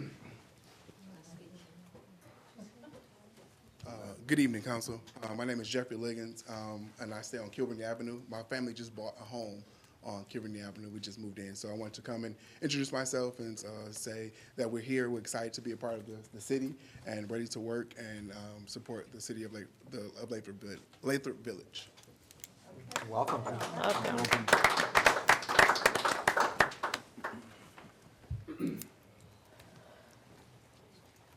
I had two things. One of them, I also attended the Town Hall Finance Committee, and I wanted to congratulate Bruce and Tim for an outstanding job that they did that night. It was fantastic. I would suggest it's up there on the website, and you can get to it for sure, but what you covered and what you've got on the website is so important. If there was some way to, in the next newsletter, sort of highlight it a little bit more so people can find it and not just sort of skip over it, because it's well worth looking at. It's very, very complete. The other thing I want to raise is unfinished business, and I want to say how bitterly disappointed I am that I've been strung along for the last 3-4 months about an issue dear to my heart. I've told you folks before about Bill Beskey, his sad, sad life. The only person that ever lived in Lathrop that died fighting in a war when he lived in Lathrop. There was a monument, a little plaque on the wall, and it stood there for 55 years, from 1970 until the beginning of this year. And then it mysteriously disappeared. I asked Kelly about it, and Mike was going to look into it. Last month, I got told, well, they didn't actually have the items. Actually, I've given them copies of this stuff 2-3 times. And today, I just got told, well, they can't find it. They don't know where it is. Now, I find it hard to believe that something that's been on the wall for 55 years and has no monetary value, it's only valuable to people who cared about Bill and who care about our veterans, I find it hard to believe that a burglar came in and stole it. So my guess is when they took down the Lions Club plaque, because the Lions Club, like so many Lathrup clubs, sadly don't exist anymore, my guess is that was just taken down and thrown out. And I have to say, the fact that I wasn't gotten back to, I was told over and over again, we'll come back next month, and then last month I was told they didn't have it. And then to treat our only veteran in this way, well, we have a spot on the wall on the north side of the building that honors people, as we should, but they didn't live in Lathrup when they fought. I think it's very, very bad. Thank you. Anyone else?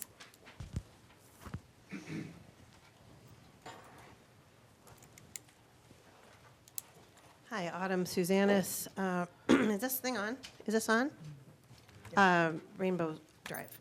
And I do think that if we had a historical, like, museum, I guess we do something, have archives in the basement here, that would have been a good place to put it. Too bad we didn't have that for so long. And wouldn't that be great if the school was used to house our archives? Oh, wow, a museum like Berkeley has, like other communities have. All right, so I want to give my 3 minutes over to basically resident Vicki Hall, who stood here and talked about her water bill. Some interesting things. If you Google how many gallons of water a running toilet typically uses, it's between 100 gallons to 200 gallons per day. Not quite a gallon an hour, but sometimes more, sometimes less. Okay, so, sorry, scratch that last comment. Typically between 100 gallons to 200 gallons a day. Okay, 30-day month, that should be roughly between 3,000 to 6,000 gallons, right? Her bill was for 30,000 gallons. 30,000 gallons. That's 40 units of water is what she was charged for. That math doesn't math, okay? There is an issue with our meters. They are smart meters. Bruce Cantor has been pushing to get us new meters, all new meters that are 10 times more powerful. We did just get, I don't know if you noticed, there's an antenna on this building now, and that receives information that's pushed out from our houses and from concentrator houses. None of us know which are concentrator houses, but our houses talk to each other, and then the concentrator house shoves that to the antenna. There's also antennas on our cell phone towers. That's done by Ferguson Waterworks, okay? And my problem is that when you Google this, when you research this, you discover that those smart meters are a two-way system. They work remotely. A driver can drive by and read what your water meter says you used, and then from a remote location, your number can be changed. And we know that is a true thing that happens in this city because on March 21st in 2022, our former treasurer, Pam Bracci, admitted that when people's meter readings aren't functioning properly, she would raise their usage rate to 10. She admitted that twice in 2 separate meetings. We have it on tape. It's posted on the Village Voice. You can watch the tape yourself and see how Bruce Cantor shrugged and said, yeah, that's how we do. That's protocol. And Pam Bracci repeated it. She raises it to 10 to get people's attention, is what she said, to get people to come in when their meter and their bill doesn't make sense. This woman, resident Hall, she saw a sudden spike. It made no sense. Her average billing is about $120 a month. She said she had extra people living at home. There's just 2 of them. That's too high. It should be right around $67, which is you can't go lower than that. I believe that there was our city is off by an order of magnitude, charging 40 units. Thank you. And what was agreed on tonight does Thank not you, Mrs. math, Zanis. really. Thank you. It's nice you made a concession, but Thank you. that's not the right concession. Thank you. Next person who wanted to be heard?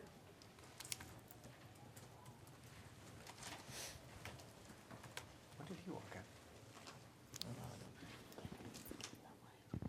Where you guys been? I haven't seen you in a while.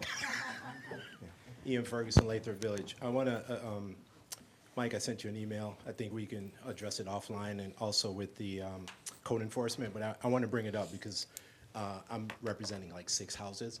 So 2 years ago, the main water drain on the corner of Roseland Boulevard, southeast on the corner of Roseland Boulevard and Lathrop Boulevard was removed 2 years ago. Last year, we had a lot of water that wasn't going anywhere. So we ended up getting the vacuum truck to try to do something, right? But the main problem is that water, that main is gone, and the only way that water is going to go anywhere is to go from the dead end from Roseland Boulevard all the way over to San Rosa, which is where the other main drain is. So I'd like to show you all of that when we get a chance, and then we move forward from there. As far as the water bill, my mother-in-law moved out last year, and we shut the water off when she moved out. Her water bill went from $83 to $183. We didn't want to address it with the city, we just paid it, right? But in the 30 years I've been living here, there's an issue. There's anomalies everywhere, so you guys can address that, no problem. You know, I'm not adverse to controversy, and I always right wrongs when I see the rights. So I'd like to thank the MJ for LV team for volunteering to get signatures. Oakland County Sheriff is still doing investigations. They had slowed that down, but they're coming to a close pretty quickly here. So far, there are no adverse signatures, okay? Lastly, want to thank Autumn Suzanis for paying her water bill. You know, when you see something, you say something. We live in that world, and I'm glad she did, and I'm glad everybody is doing the right thing, coming forward to make sure that is addressed. And the lady, Ms. Hall, did the right thing. No matter what her water bill is, she did the right thing. She understood protocol. So I want to thank everybody for doing that. And that's it for me. Thanks. Thank you. Is there anyone else that would like to be heard? Oh, I'm covering up. I just have one question, Laura Coons. I was just curious about a new business that opened on Friday on 12 Mile with an interesting signage. And I tried to call Austin today, and he didn't call me back. I don't know if he's working. But TOHQ is a company sign that's gone up on 12 Mile.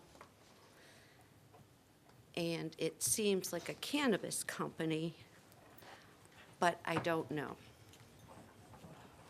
And there was a city truck working there today, one of our city trucks. So I was just curious about that. And there is one other thing to the woman who spoke about her water bill. It doesn't say the meter was spinning. That was an incorrect statement. It does say differently. I don't have the report in front of me, but I feel bad for that lady. I might have it here. Oh, yes, oops. Let's see if I can read it. Oh, shoot. I can't read it. I'm sorry, but it does say it wasn't spinning around and around. It was slowly spinning. Well, I just wondered about the business, really, and I would like to know what it is. Thank you. You're welcome. Thank you. Does anyone else like to be heard?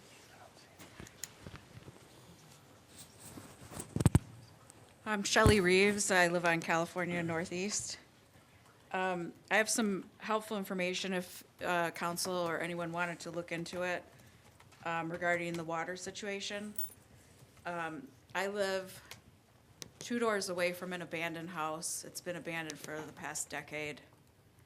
And 2 times the water pipes froze and burst, and water just completely ruined the house. At some point, the owner of the home had construction company come in and do some rehab, and it looked like, you know, maybe potentially it was gonna be a home again. And then, I don't know what happened, maybe their money wasn't right, but nothing happened. It, for whatever reason, wasn't winterized. And I believe it was a couple years ago, my memory could be off because the past 5 years has been kind of wild. But that evening, or one evening in the wintertime, my next door neighbor said, hey, something's going on at that house. I walk over there and it sounds like a shower is going, like somebody's taking a shower in the kitchen. So I know there was massive amounts of water. So if you're looking for some comparison to see that particular address, might help you in your investigation if there is a water problem. It was 27735 California Drive Northeast. You said 27735. 35. And again, I can't recall, I know it was winter and it was like a couple years ago. Now, I called the non-emergency number to report it and, you know, hoping somebody come out and turn it off at the street or something, at least to save whoever owns that and on all that wasted water. But it ran all night from all I know, and the next day, sometime mid-morning, they came with a backhoe and dug up the front yard and did something, so. Anyway, that's a good point of reference to look at. By volume comparison really is where I'm going. That's all. Thank you. Anyone else?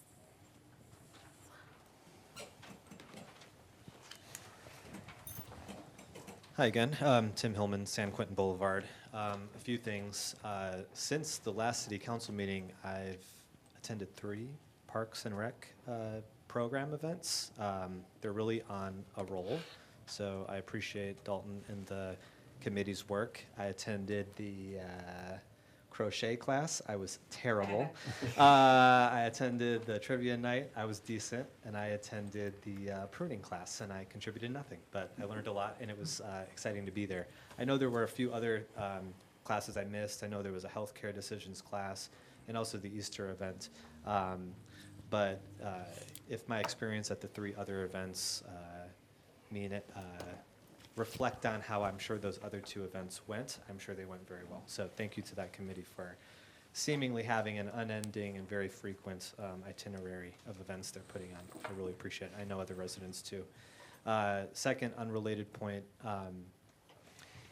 in the January 30th, it was I don't know what the date was, the January city council meeting, there was extended dialogue between council and residents, mostly between Mayor Garrett and Andrea Bouchard about town hall related to the school project. I listened back and I read through the minutes. To be honest, I'm not totally clear on when it was decided that town hall would be best to occur. But considering now that the Planning Commission has already rendered its decision and this concession on parking was already granted today, I do think that the City Council has an obligation to put a town hall on the calendar and develop a good agenda for it. I know that the Cernel Group has reiterated on many occasions that they're open to public input, specifically about things like the public plazas that exist at the front of the school building. And I really hope that that's a promise that is kept, because I know that Andrea and others feel strongly that they want a public and informal forum to express their desires to the Cernel Commission, who has, in direct communication with me, seemed pretty open to hearing it. So, thank you. Thank you. Is there anyone else that would like to be heard? Hearing none. Okay, so let's answer some questions. The first one is, funny you would say that. We're having a State of the City Town Hall on Thursday. It's going to be a State of the City. The wording is different, but it is the State of the City is going to be what has gone on the past year, and then it's going to be open for you to be able to communicate whatever you want to talk about. There's still going to be a time limit on there, but you'll be able to communicate whatever comes to mind. And so the idea is that we will collect what everybody brings up, and then we will start doing the town halls based off of what we hear the most of. I hope that makes sense. So that's the first one. I hope that Miss Coops is still here. The name is not for a marijuana facility. The name for the TOHQ is for Take Off Headquarters, which is an online retail store that sells luggage. It has nothing to do with marijuana. Okay, so that's that. The email to Ms. Erling, to what also Ian said, which I, will say when I'm wrong, honestly, and apologize. But as I don't throw anything away from when people email me, I did receive the email March 18th at 10:40 a.m. and responded at 10:58 the same day. So it was responded to, and we will figure out, well, we're gonna try to figure out why it was sent back. It's not totally understandable what happened there. So just to say that. Now, regarding the Lions Club plaque, when the Lions Clubs decided not to meet here anymore, they came in and they took their own plaques. I'm not doing, Miss Diane, I'm not doing back and forth. I'm just trying to tell you, they took their own plaque. Now, regarding the plaque that you're talking about, we did talk about it. We cannot find it. And so, we discussed that before, and I sent you a 8-paragraph letter explaining how I felt about history. You've never responded to me about that one, because, let's just me. So I want to share, since you brought it up, I want to share what I sent to you, so you'll understand where, and I think I shared it with our council members too, because I think I'm speaking on behalf of everyone when I said this, but, and I'm only gonna do parts of it, because I'm not going to read all of it.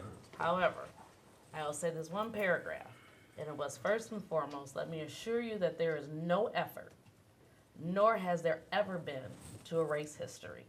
However, history should not be selectively revised to fit a particular narrative. Our responsibility is to honor the entirety of our past, recognizing both its moments of progress and the realities that were difficult for many members of our community. And you and I know what I'm talking about. So my thing is, when we talk about history, let's talk about all history, not just what's convenient. So when we talk about the 40s, 50s, 60s, 70s, 80s, 90s, include all of it in there.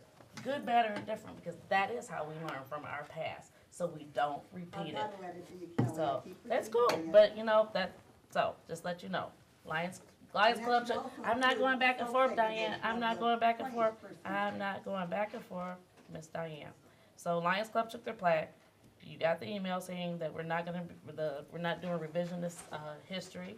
We cannot find the plaque, and that is a shame, and I am sorry on behalf of the entire city council, the city of Lathrup Village. I'm sorry that it's misplaced. I don't know where it's at. The assumption that you said is wrong. So, also, because of our city being older, I'm older too, just understand that. So, I had a conversation, I was actually emailed, and I'm trying to get it confirmed, and I'm surprising you all also with this, I'm sorry. I was supposed to send it to you. But I'm trying to get the Secretary of State to come here to have a branch. So if you all know that the Real ID, you might already have it, the Real ID is gonna be going into effect, I think it is May 7th, if I'm not mistaken. Sounds right. And it's a big deal, that a lot of people are having some trouble with it, of not getting the documents that you need to be able to get the Real ID. So anyway, we're gonna try to get that to be here. So I think I've crossed off everything. I'm saying next Thursday. It's this Thursday, it's the State of the City. You're doing a presentation, right? I remember that. 6 p.m. And I hope that you all can be there. And I think if I did not answer your question, if you had a question, let me know, and we will answer it. That's all for me. All right, I got several things to answer, some questions from public comment and some statements from public comment. First, Adnan Mohasser, just going to refer to you, Scott. I know he left, but maybe he'll watch the video. He was talking about having to do with special land use, but my understanding of special land use is only for certain types of businesses, and when the type of business changes from one that is allowed versus one that has Correct. special conditions. Yes, there's varying types of businesses that are, there's permissible business in zoning districts, then there's permissible but requiring special approval from city council. And those are the special land use that he was referencing. I'm not sure which parcel he was referring to in particular, but because most of Southfield Road has been revised, and the only office zoning district that we do have is currently in 12 Mile. right. So I'm not sure exactly which Yeah, parcel. I didn't know which building he was talking about either. But yeah, I can definitely work with Mike and take a look at his Okay. concerns. Diane, thank you for your comments on the town hall, I appreciate it. I do want to make some comments because I've heard you make some comments about the two-tiered system at other meetings where I haven't been on the board. So I did want to comment on that I do completely disagree with you on the two-tiered system. I think the residents who live off Southfield Road bought their house knowing they live off Southfield Road. There are 4 residents in this city who have business frontage on 2 sides of their property. I'm one of them. I don't feel like a second-class citizen. You know, moving into that house, I knew at times I would have issues with businesses that were adjacent to me. And in fact, when I first lived there, there was a very small, low-impact use, 1-story building, and it got changed over to a 2-story high-impact use.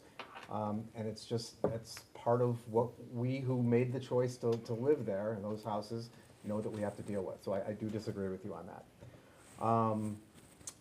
To Ms. Suzanis, who has left, but I'm sure she'll watch the video, a few comments. First of all, your quote for usage of water in a toilet is, those are standard figures for toilets as they're normally used. The toilet is no different than a faucet, and if it's running, you can use way more than 100 gallons a day. Like I said, I mentioned the example earlier that a friend of mine had a toilet running in his basement. He had $800 of usage in one day.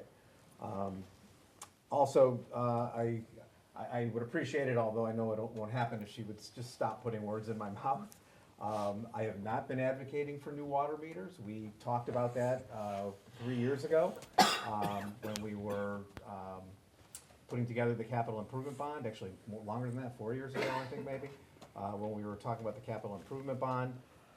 That was meters were one of the issues that we suspected could be driving our large community water loss issue. It was not, and we decided not to pursue replacing meters because it was not the issue. She talks about smart meters. We do not have smart meters. We have meters that communicate. Smart meters are what we were talking about 3 or 4 years ago. They're a completely different category of meters. And so again, we don't have smart meters in place. She also brought up Pam Baracci. Again,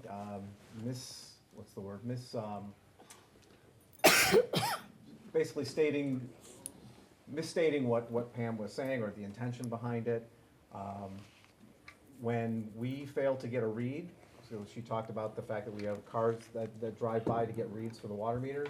If we fail to continually fail to get a read from a meter, the water department sends that person a letter telling them that we need to get in the house to look at the transmitter. When that happens repeatedly, over and over again, she sends letter after letter after letter, and the letters are ignored. Then to get their attention, what her procedure was to change the billing from 4 units, which is the minimum, to 10 units. Once that resident's attention was got and they contacted the city and the transmitter issue was fixed, the bills were adjusted because we wouldn't even know what that person has. So no resident was ever overcharged or undercharged. It was all adjudicated once the transmitter was fixed and an actual reading took place. And Scott, I don't know if you want to comment on the fact that's a process. There's no illegality there. Yeah, at that point, she was simply estimating the bills, and her estimate, she had that ability to increase it. There's no set standard for what the minimum usage is or what the estimated billing has to reflect. Right. So to characterize it as she did tonight and has done in the past, as that's the city doing something nefarious, it's not. And then to Ms. Coons's comment, the report regarding the water issue we heard tonight, the report that we received says this is from the DPW, when I first arrived at the house, I went to look at the meter. I looked at the meter and noticed the flow indicator was spinning slowly, which tells me that they which tells me they had water going through the meter. Homeowner told me that they had no water running currently, so I went to check the toilet, so we noticed the toilet on the main floor in the hallway was running, and the one in the bedroom was also running. So the report did state that. Now on to better and more positive things. First off, I want to thank all of the planning commissioners. We have one in the audience today, as well as all of the HDC. Oh, I said it. Yeah, you did. I was going to get to the fact that we have one up here on the dais. To be fair, I wasn't there for the vote. Well, that's true. He wasn't there.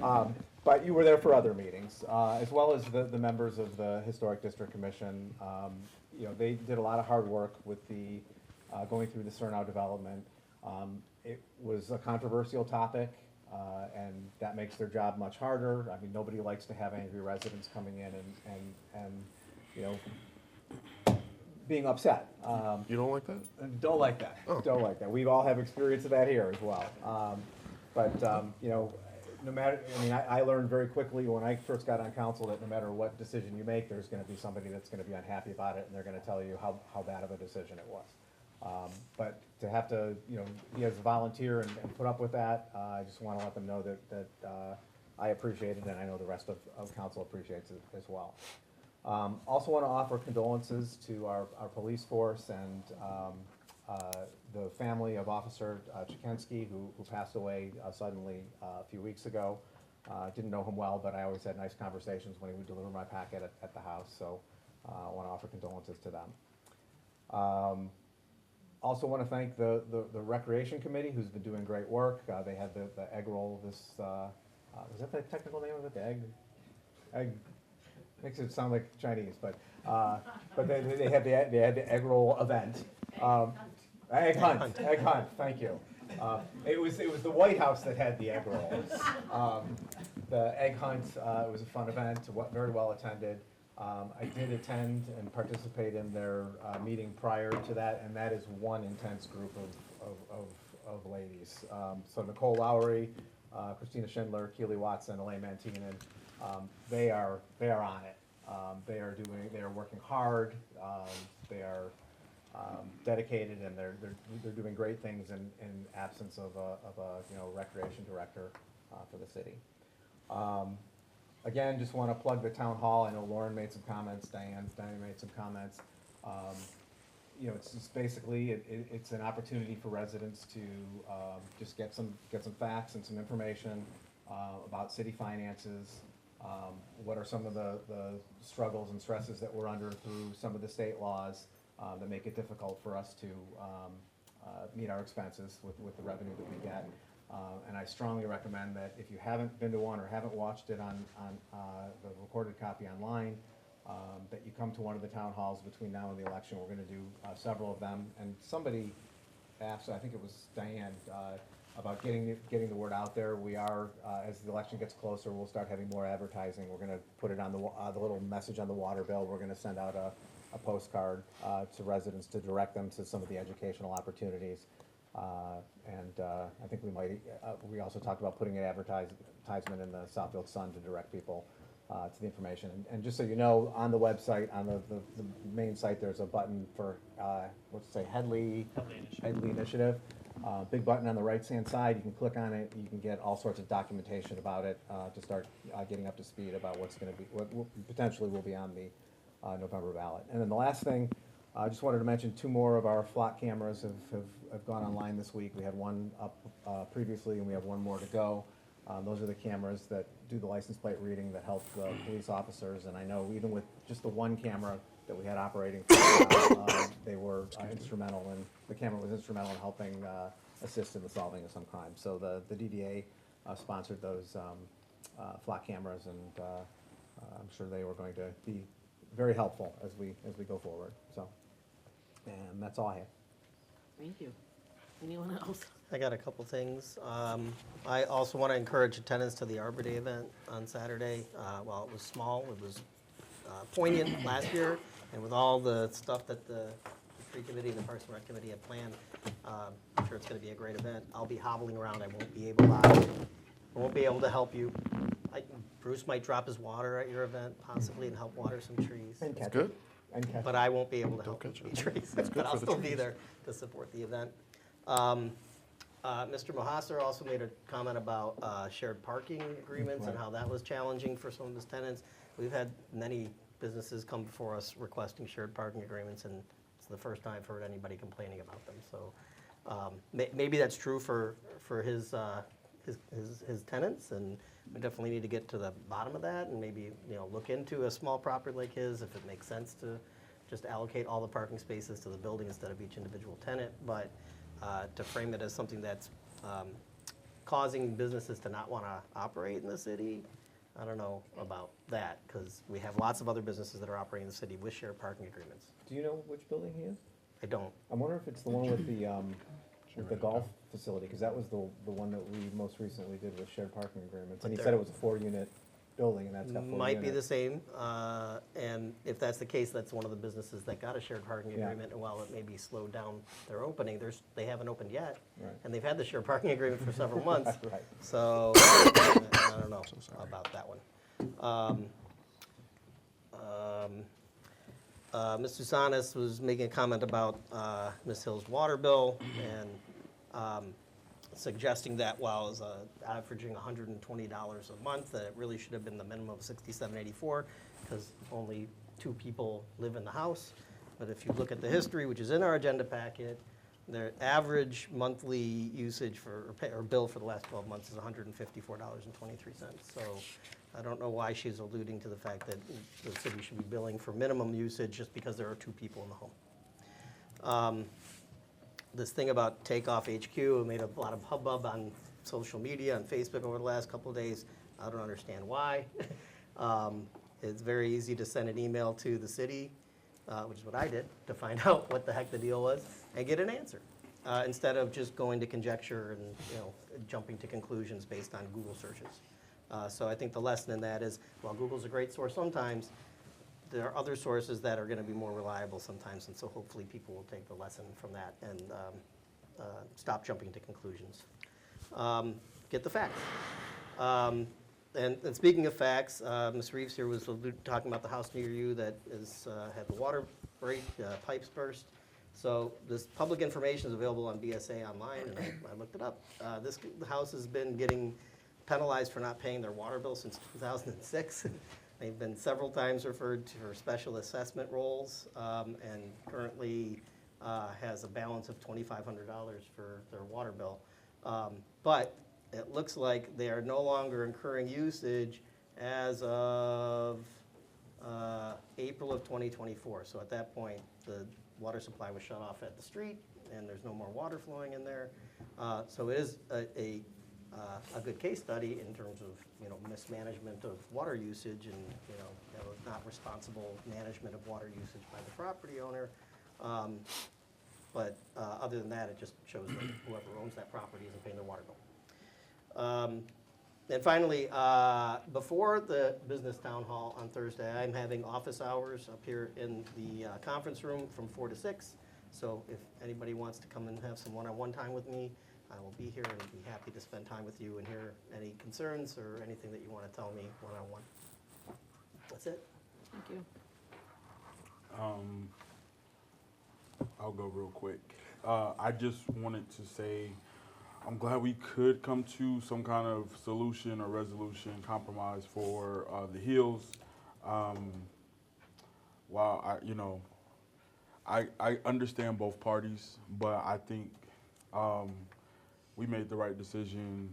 I don't think most people honestly would come and go through all of those hoops to get their bill modified. So hopefully it doesn't become something that's reoccurring.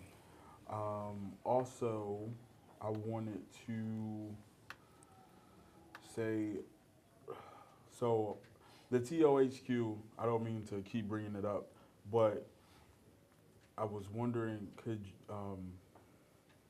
the city attorney maybe address the TOHQ just because maybe it's like people are confused with what they're seeing?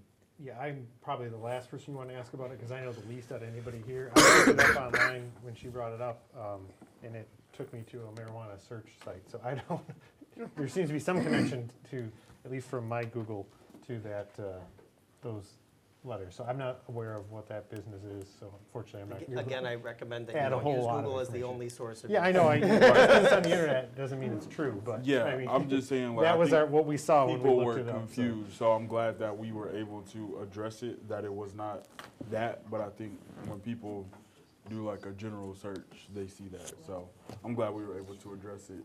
And then the last thing, I just wanted to encourage everyone to, you know, if you have a question or you have a concern, you know, we all have emails that you can get access to. I'm just concerned that a lot of people are waiting till the city council meeting to address their concern when maybe it could get addressed so much sooner. Like waiting a month to address something just seems a little nerve-wracking to me.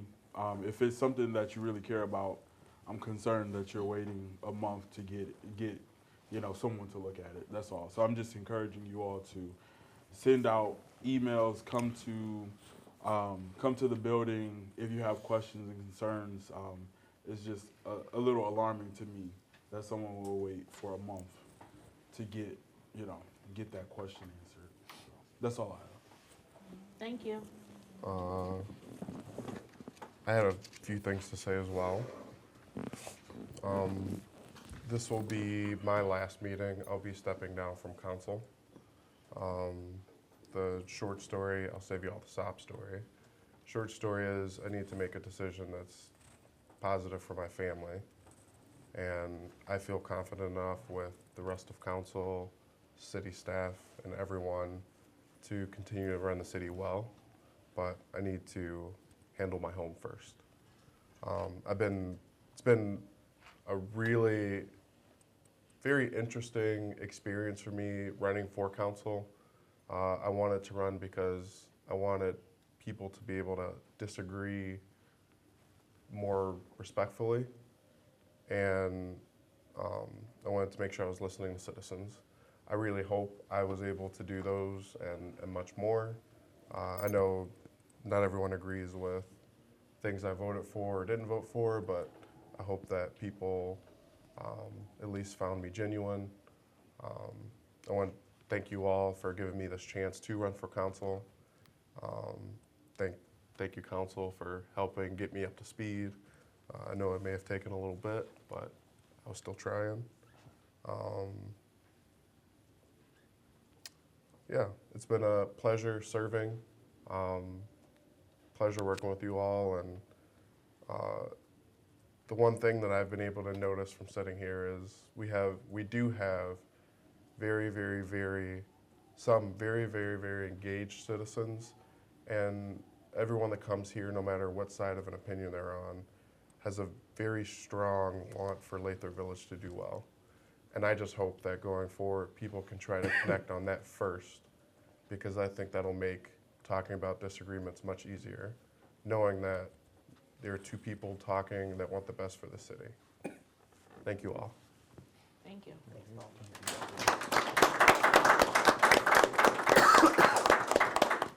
Anything else?